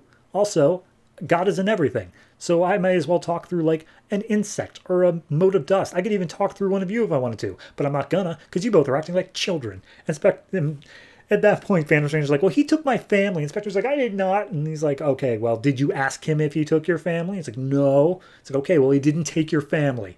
And also, Spectre, you are such a whiny little bitch. Stop being so much fun. You guys are cosmic entities. You literally are made on the level of me. I need you guys to balance each other out. That's your purpose, is you guys balance each other. So either play nice or go back and sit in the corner. And at that point, Phantom Stranger's like, okay, but what about my family? And God says, go answer the phone over there. And the phone starts ringing. And Phantom Stranger's like, but I froze time. How could this happen? And God's like, are you serious, man? I'm literally God. Are you? Go answer the phone. And so he answers the phone, and on the other end is Terry 13. And he's like, hey, so I've got some info about your family. And Phantom Stranger's like, how do you know about my family? He's like, I know a lot of stuff about a lot of stuff. He's like, okay, well, fine. Give me some answers. And Terry 13's like, well, here's the thing. I don't have a lot of answers, but I do have a question, as he's like sweating profusely with the question standing behind him. And that's the issue. I want to give this like a super high rating just by the virtue of God is a Scottish Terrier. Like, I love that. It's been seeded over the past few books. I knew it was coming, but I just love the reveal of it. But yeah, this one, it is basically just a philosophy fest masked as a battle where it's like, oh, what is true good? What is true evil? What is justice versus vengeance? It's a whole thing like that. And while I enjoy that, I think it is a good thing to have in comics to make the ideas bigger than just, oh, who punches the hardest. At a certain point, they were just kind of repeating themselves over and over again. It didn't feel like we were making any sort of progression on this idea and the merits it has and this idea and the merit it has. It was just kind of like, we're born the way we are, and justice and vengeance and blah, blah, but they repeated the same stuff over and over again. So it kind of faltered in that form. Overall, I also liked the question popping up. It's an interesting character. I look forward to seeing what they do with him. But I got to give this one probably a pretty neutral, like 7.5. It's good. It's got some great visuals to it in the magic fight. It's an interesting issue, but it's definitely more of a let's talk about who the characters are rather than let's actually do anything about it. So 7.5.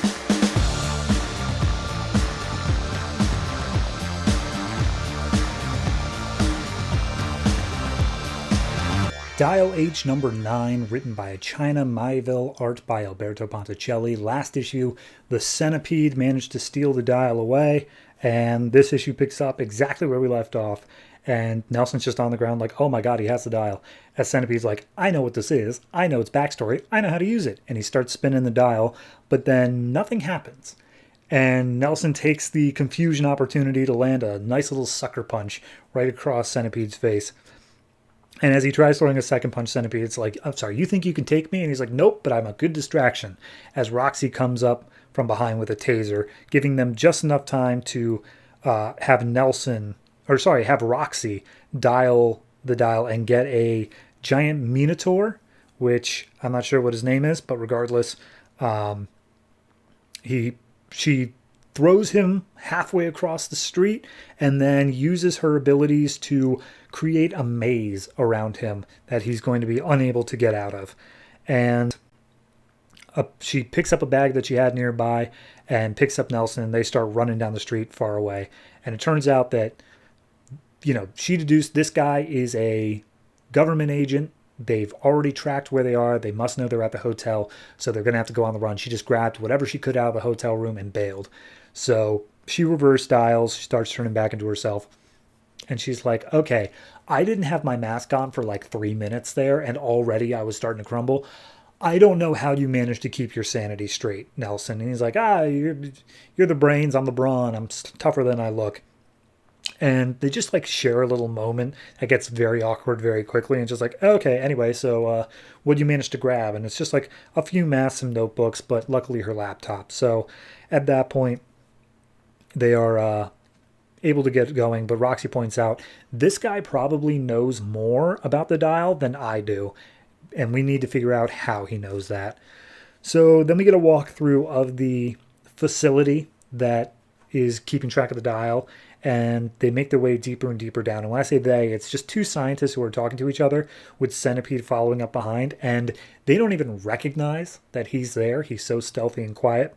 And when he finally makes himself known, they're both just like, oh my God, he's so cute. I would totally want to ask him out, but like, he's also creepy as hell and I don't want to go near him. So at that point, he goes and talks to a nearby general named General Collar. And we see that the dial that they have on their end, the one who attacked Nelson last issue, he is currently getting some brain tests done and stuff like that. And no one can understand why he like froze up, why he was unable to do anything there. And they were hoping that Centipede would be able to figure it out, be able to understand what was going on. And he claims that he has some sort of idea, but like he's not sure. He's still trying to suss out exactly what's up. So they did manage to shoot down like these guys that they're going against. They don't have any sort of like hypnotic powers or anything like that, but something managed to make it so that not only were they lost there, but Centipede also, quote unquote, lost them in the crowd. Because remember, he didn't let on that he actually managed to get his hands on the dial. So at this point, we get a fight scene where Centipede's fighting some robots that look as though they have some sort of like, maybe it's supposed to be electricity, but it looks like the void magic from last arc. But regardless, he goes ahead, he beats them all down. And it's like, all right, well, whatever it was that made you lose them, it's not affecting you now. You're at top peak physical condition. So you go ahead and sort out what needs to be sorted out here. And he claims in his inner monologue, like, I do know more than she knows, but she knows different things than I know. And if we could put our knowledge together, we could know everything there is to know about the dial. So at that point, we see he is presented by General Collar. He's like, look, the higher-ups don't like your code name of Centipede, but I really pushed for it, and you're allowed to keep it. But if you're going to be forward-facing to the country, you're going to need to fit the part. And he's like, I'm kind of a spy. I don't really work as a forward-facing guy, but regardless, they hand him a centipede mask, which is just horrific looking. It's on the cover of this issue. And apparently, like, it allows you to see in like infrared and ultraviolet and stuff like that. And the antennas are just antennas. They don't do anything. So he's forced to use that for as long as he wants to be the Centipede. So turns out they downloaded a bunch of files and stuff like that. They've been poring over them. But the real things that are of interest to Centipede are in Roxy's notebooks, which he failed to mention that he collected. So he's poring over those. Meanwhile, Roxy and Nelson have managed to track their way into a building that is right outside of this government payroll center, which Roxy has used security cameras and stuff like that to deduce, like, there's a whole bunch of soldiers and like psychiatrists and a whole bunch of people who would have no reason of going into this building going in. So this must be the one where they're keeping the dial at. And so they just take turns dialing. Roxy's not feeling up to doing it, so Nelson takes it and starts dialing through, trying to find a hero that they can use to sneak in there. Meanwhile, because the government center is studying the dial, they have a wavelength they're keeping an eye on, and they see that somebody is dialing right now, and it's not their guy. So they are on red alert. Meanwhile, Nelson manages to dial into a hero called The Glimpse, which I love as a character because you can only like see him just leaving the panel. He's always out of the corner of your eye. You can never quite get a lockdown on him, and it's perfect for sneaking in. So at that point, they set up the comm system, and Roxy, before she set up the microphone, kind of confesses to Nelson, like, you're much better at this and than you give yourself credit for, and I'm happy to be with you.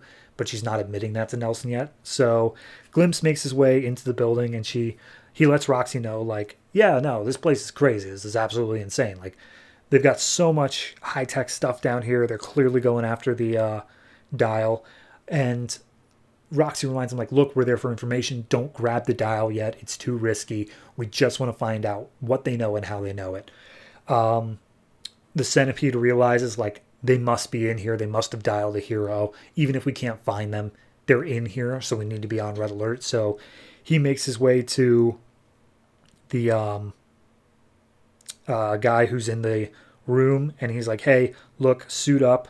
You're going to have to get the dial ready because they're coming for you. And he makes his way trying to find out wherever Nelson is. And during his internal monologue, he talks about the end of issue, I think it was 5, the end of the Void arc, and he's saying, like, they didn't even know what was coming for them. What was that thing that took the dial to that other universe? And apparently it was called an unstuck fixer. And if he had known that they had a dial on him, he would have come for them too. So it's a whole big thing that he knows, like, the lore behind this. But anyway, Glimpse is making his way deeper in there, and finally he comes to a hallway where Centipede is standing, and he just walks right by him because his powers, he can't really be truly noticed. But because of Centipede's new mask, he's not looking at the Glimpse, he's looking at, like, infrared after imaging of him, and he is able to see that. So he calls up the soldier on the walkie-talkie and says, like, hey, he's here, he's right outside your door, he's coming in, you gotta dial. And he's like, I don't want to, because the soldier is going through the same mental things that Nelson goes through, being unsure of, like, who he is after the fact. But Centipede manages to, like, scare him enough to basically turn the dial, saying that the door's open. And once Glimpse makes his way inside, it's nothing but darkness, save for the guy who is now turned into the Bristol Bloodhound, which is just a dog's head on a sack of missiles. And that's the issue. It's good. It's solid. It is really hard to explain all the lore behind this. I had just as much of this problem in the first half of the story, but with this, at least I'm understanding it as it's laying it out. The first one, I just felt more confused. This one, I feel I have a real grasp on it, and it is a very, I don't want to say in-depth, but a very well thought out story. It is laying down these pieces early on that they're going to pay off way down the road. And I'm just enjoying it. This does only go until issue 15, so we might wrap this arc up soon, but if we don't within, like, I'd say the next issue, I have a feeling that this is going to be the final arc that takes us to the end. So I am at least interested to see how we manage to pan it out and if this is going to be a much bigger thing than we think it will.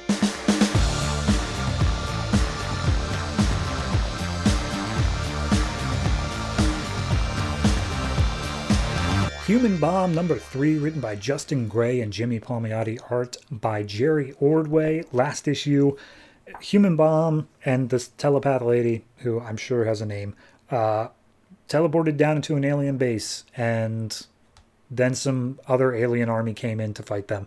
So this just picks up on the fight. He is realized that these things attacking them are not alive, so he's just killing them indiscriminately. And he's just, like, throwing fireballs and stuff at him. He's like, I'm getting pretty good at this. And then a telepath kicks in named Joan. And she's like, sorry, you're not being nearly as effective as you can be. I'm going to take over your body for a little bit. And she uses her telepathy powers to have him walk into the middle of the crowd and just get mobbed and beaten the crap out of him. And then she's like, okay, well, now's a good time. And she uses his powers to basically blow all of them up at once. And it turns out that he can blow up things that are connected to other things that he's blowing up as, like, a chain reaction. So he's like, oh, all right, cool. Anyway, let's have a long philosophical debate on whether or not we can or even should save these people who are all genetically modified to be human bombs. And they just try to discern whether or not there's any way that they can do that. And they started talking about, like, locking down the place so that they can blow it up because they don't want any sort of this, like, alien goop to get into the water supply. And he's like, well, now hold on. What about the people in here? We could save their lives. And she's like, they might be, like, 100% in their cells, unable to change. And he's like, oh, well, so you're just going to kill them without even checking? And he's like, well, how are we supposed to check? We're not experts on this. And he's like, you're a telepath. Can't you just find somebody who's qualified and read their mind? And she's like, I didn't think of that. And he's like, okay, cool. So are we going to do that? Sure, why not? So at that point, Michael specifically says, like, you got to save at least the babies, which I feel like is maybe a little bit of political posturing, but regardless, he says, all right, she calls back to Uncle Sam, and Uncle Sam's like, hey, what's going on down there? And he's like, okay, I'm going to let you see what's going on in here. And he's like, oh, wow, yeah, this is all sorts of messed up. I'll contact Neon. And they're just like, I'm sorry, who's Neon? And he's like, oh, it doesn't matter. He's working in the Underverse right now, but we'll go get him. So at that point, basically they're saying, okay, the only way in order to save these people is by sending Neon. He's going to get there ASAP, but it might not be soon enough. So then Joan makes the call. All right, screw it. We're going to make sure they're all dead. And Michael's like, what? I literally just heard you say that we could save these people. He's like, yeah, but that's like a risky plan, and he might not arrive in time. And we got to like get out of here now because there might be more aliens coming. And he just keeps on arguing with her, just saying like, are you insane? You got to listen to me. And she uses her telepathy to just knock him unconscious and say, all right, well, that's that. Everybody load your charges. We're going to kill everybody here. But of course, the alien army does arrive before they're done. And these ones are even tougher looking than before. So she wakes back up Michael and says like, all right, I need you to go fight some guys. And he's like, all right, cool. So she switches on all his abilities at once, which I don't remember her saying she switched them off or that she had that ability. But regardless, we just get like 2 straight pages of Michael throwing fireballs and exploding aliens from inside their heads. And as he manages to knock out basically the last of them, it's just like, all right, cool.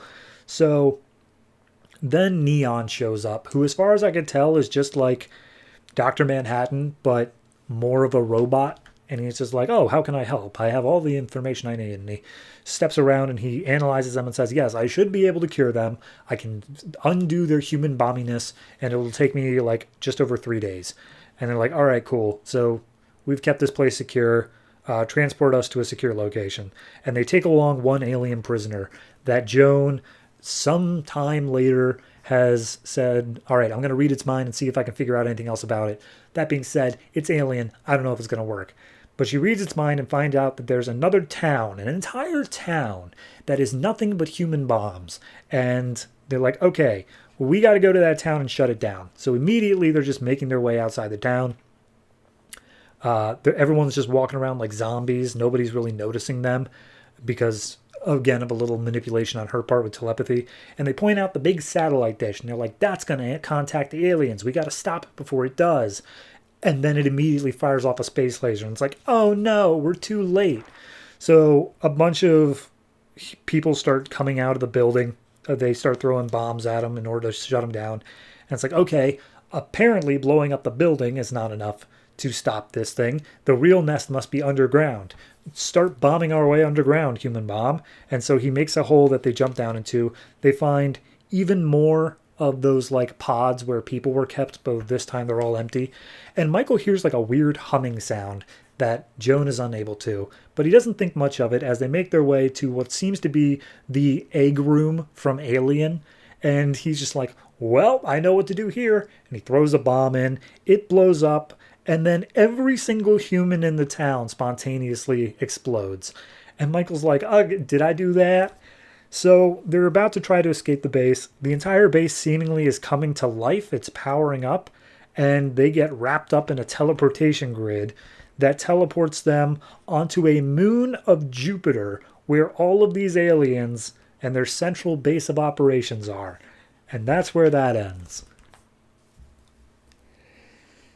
Have you ever tried to get like a 3-year-old to tell you a cohesive story of like high narrative of like come up with a story, and the 3-year-old just kept on saying like, and then this happened, and then this happened? It reminds me of, I think it was Axe Cop was told in like a similar way where it's like, we're just going to keep doing this and then this and then this and then this other thing. And it's just kind of like you forget earlier plot beats with later ones, and then those later ones just keep growing in size, and they have very little setup, and then it's like, and then a dragon shows up, and it's like, oh, okay. This feels like that. It feels like this story began with like a political intrigue thing of like, oh no, some sort of secret organization has turned these people into homegrown terrorists, and they're called Crown. And now we've evolved to they're on the moon of Jupiter, and it's all aliens.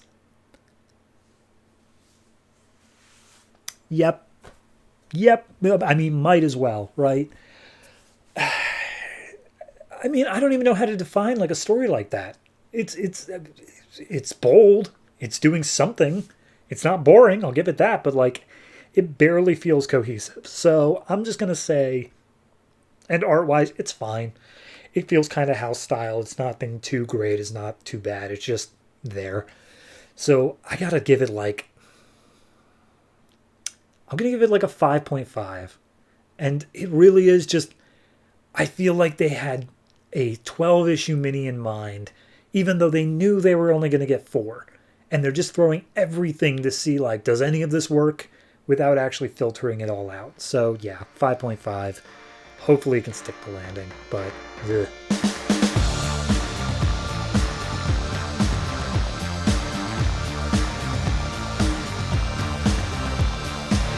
Young Romance, the New 52 Valentine's Day Special, number 1 of 1. It is a collection of 6 stories, all centered or focused about love in some aspect of the New 52 universe.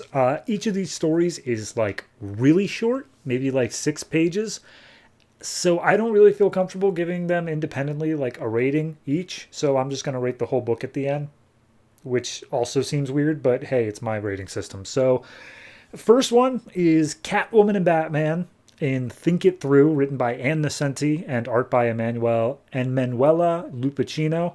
So we open up with Catwoman on top of a rooftop, and she sees a Valentine's Day ad on a billboard behind her, and she's like, boy, you know, I remember when I first met Batman, it was on a Valentine's Day just like this. And we flash back to some time ago, whereas Catwoman, Selina, is with a guy named Billy, and they're both looking in a shop window at some Valentine's Day themed things that are way out of their price range. And I guess a cop comes up and is like, now listen, you two hoodlums, that's too expensive for you. Go back to your own side of town. And they apparently live in a building called Sunnyside Housing Project, which is housing for some underprivileged people.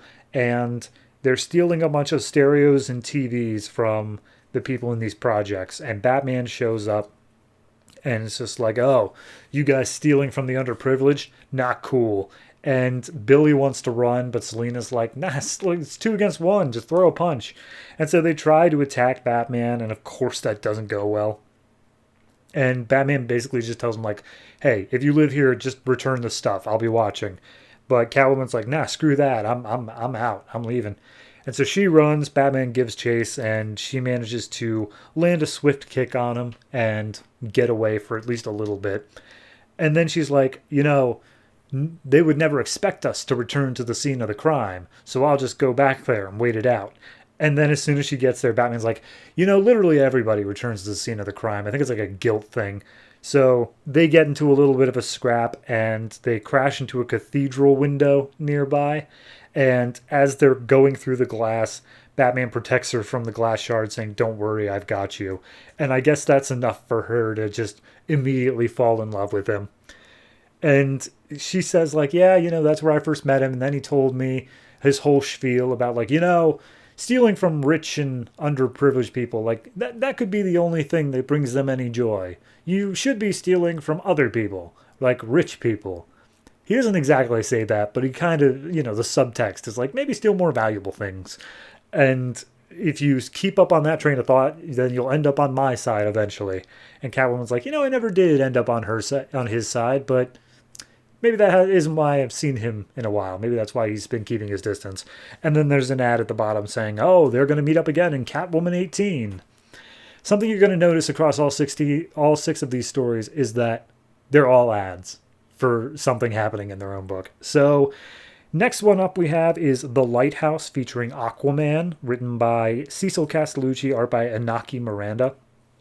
So there's a storm coming in to the port where Aquaman's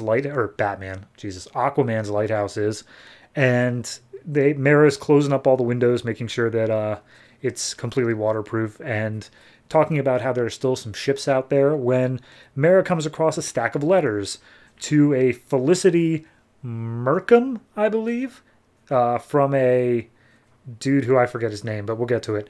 And she starts reading the letters, and basically it is a sailor from back in the 1800s, 1700s, who falls for this lighthouse owner's daughter. And he's a very strict man, and he doesn't let his daughter date any sailors because he's seen that it's filled with nothing but heartache and woe.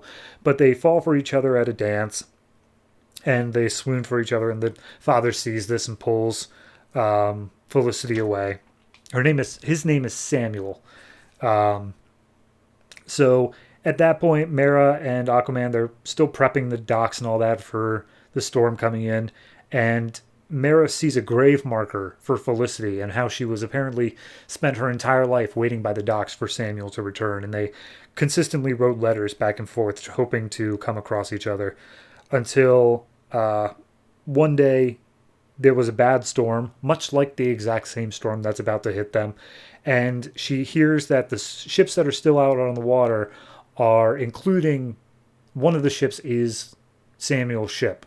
And they was like, oh, it must be him. It must be him out there. And so they try to batten down the hatches on the lighthouse. They have to basically just hold up torches and mirrors trying to signal the rocks. But come the next morning, all the ships have wrecked across the rocks nearby, except for the one that belonged to Samuel. So they are unable to say for certain whether or not he died. Meanwhile, this entire time, there's the backstory, like the framing device of Mera and Aquaman going out into the ocean and trying to save the ships that are out there from their own storm. So that's going on. And while Mera is diving under the water, she comes across the masthead of the ship that belonged to Samuel.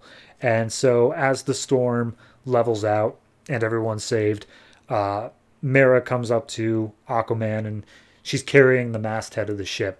And she brings it back to the grave marker where Felicity was buried, saying like, oh, now they're finally together again.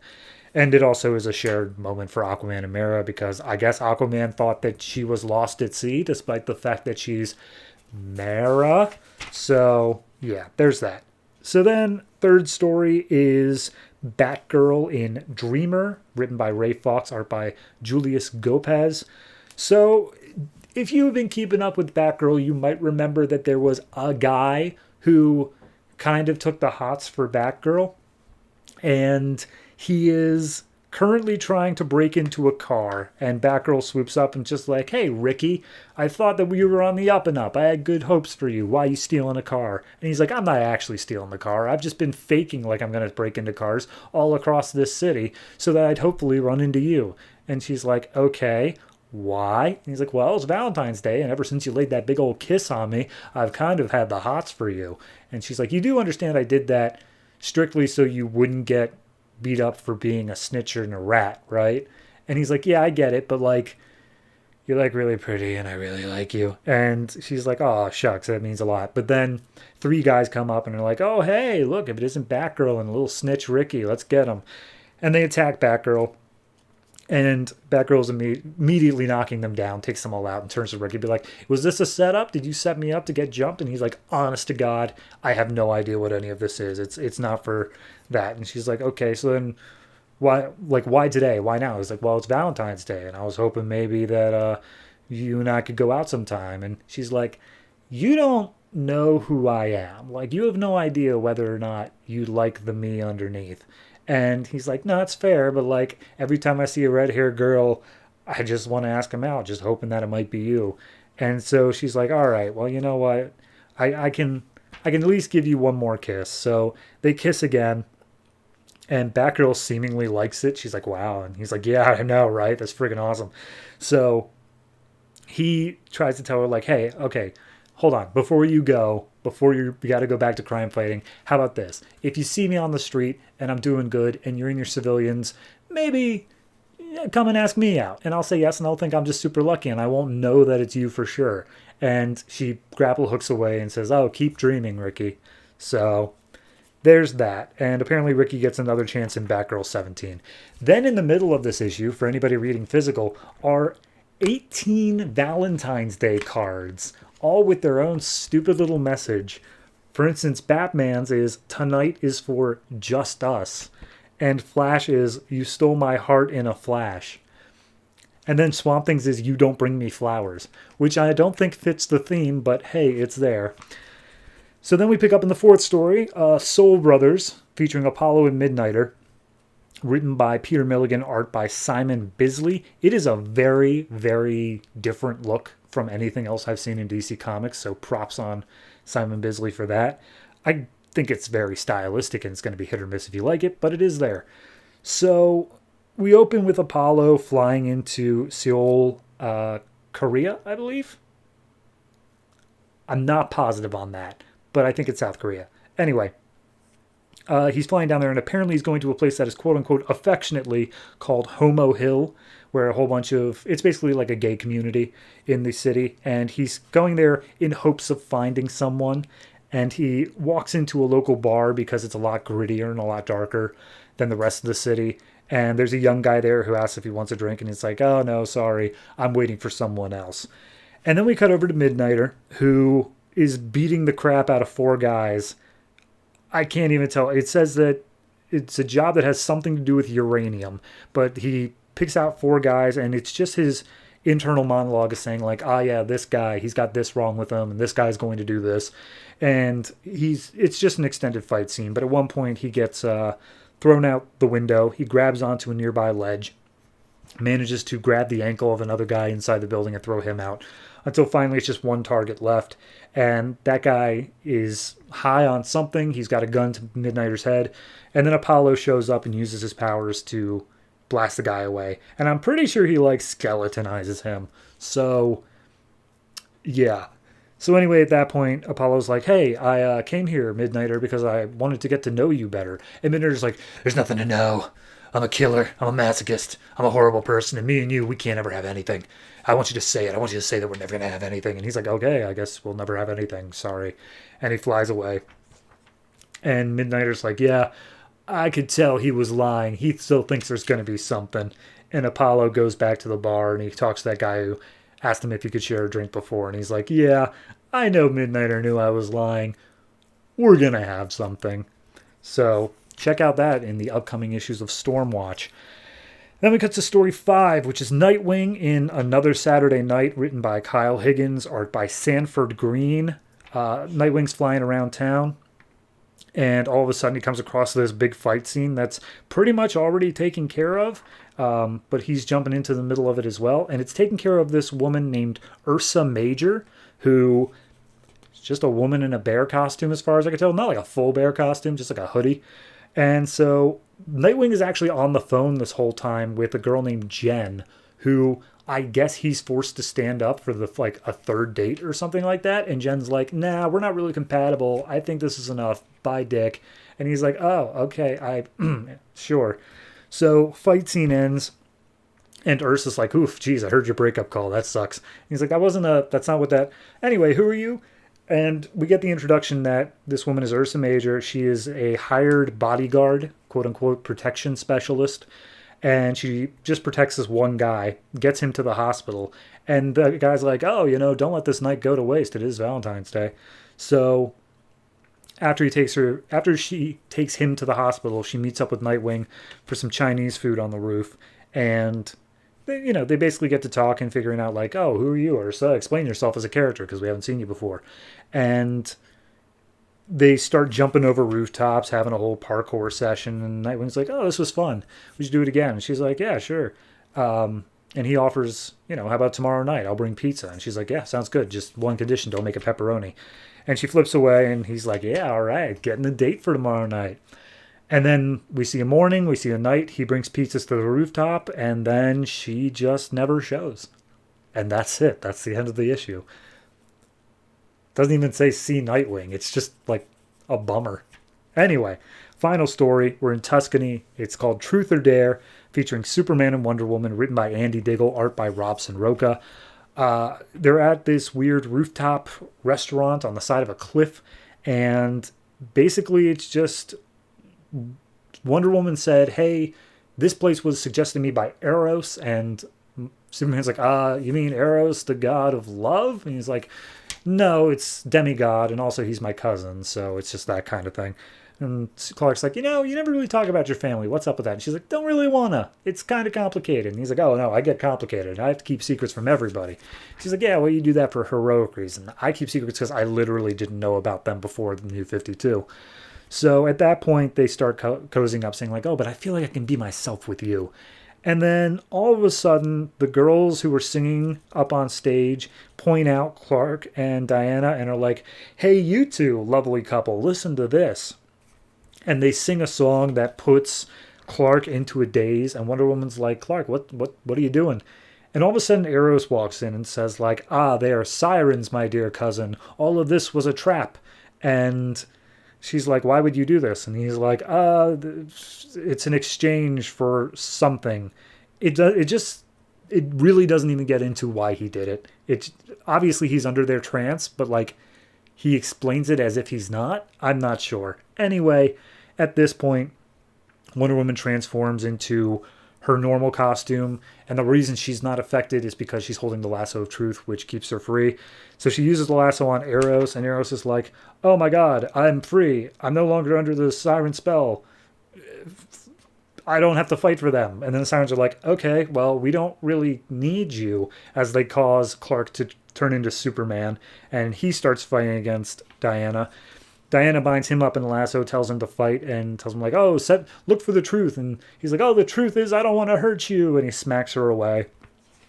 And then at that point, Eros shoots both the sirens in the chest, which seemingly just makes them subservient to him. I think it's a love thing, but like, it's just kind of weird because they're on their knees. Anyway, at that point, the sirens go away. They free Clark. And Clark's like, oh my god, I'm so sorry I hit you, Diana. And Eros is like, hey, I understand this was pretty much all my fault, but Superman, you hit my cousin, and that ain't cool. And he uses one of his love bullets to make sure that he will only ever love Diana. And it hits Superman. And she's like, no, I wanted you to love me, Clark, but only if that was truly your choice. And Clark shows that he caught the bullet and says, oh, but it is, Diana. It was always my choice. And then apparently that's going to happen in Superman 19. Okay, so that's 6 stories, all about love and whatnot. Standouts, I think the Nightwing story is a standout just in that it introduced a new character. I think it set up a decently believable storyline of who she is, and then just ended on a bummer. Like, it was brave. I enjoyed it. The Soul Brothers, the art on it, fantastic. For me personally, it's got this different look to it that really sets it apart. The Aquaman one was a good story being told. Overall, it was just very hard to explain. So I would say that it's a fine enough thing within itself. The Catwoman one, didn't really seem that important, as did the Batgirl one. But I will give the Batgirl one credit in that it worked pretty much completely within what it was doing already. So that only leaves the Superman Wonder Woman one, which is, again, kind of just like, all right, yeah, you may as well be doing that. It feels like it's more Wonder Woman than anything else, but it's not written by Brian Azzarello, so I don't think it's really canon to the story they're telling. But regardless, overall, I guess I'd give this one a... It feels like just one big ad, where like every one of the stories, and there are like 10, if you got the actual in-credit thing, there are 10 in-house ads just telling you, hey, read all these other comics. So it is one big ad. So I'm going to give this one like a 6.5. Hit or miss across the board. I think the Nightwing one is pretty much the only one that's like really, really good, but not worth buying the entire issue for. So yeah, 6.5. And this is the only time we're going to do any sort of holiday special. So good effort.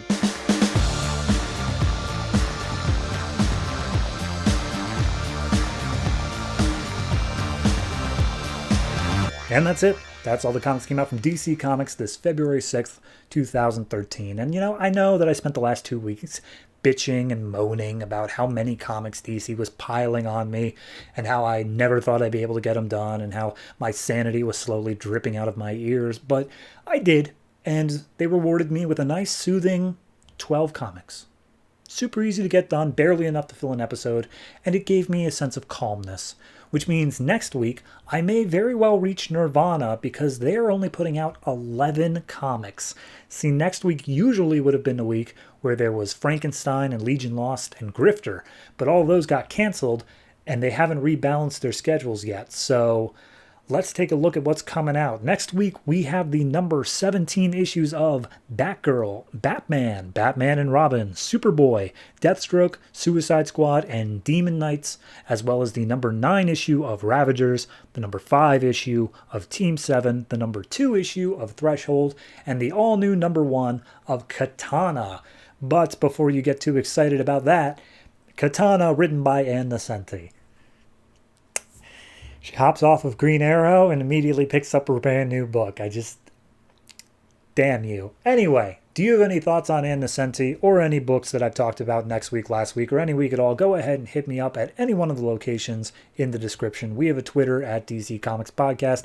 We have a Patreon at MildFuzzTV. And we have a Discord, which is a bunch of characters in the URL that I frankly have not bothered to memorize, but it's in the description, so go ahead and check it out. But that'll do it for me. Thank you very much for watching, listening, however it is you consume this podcast.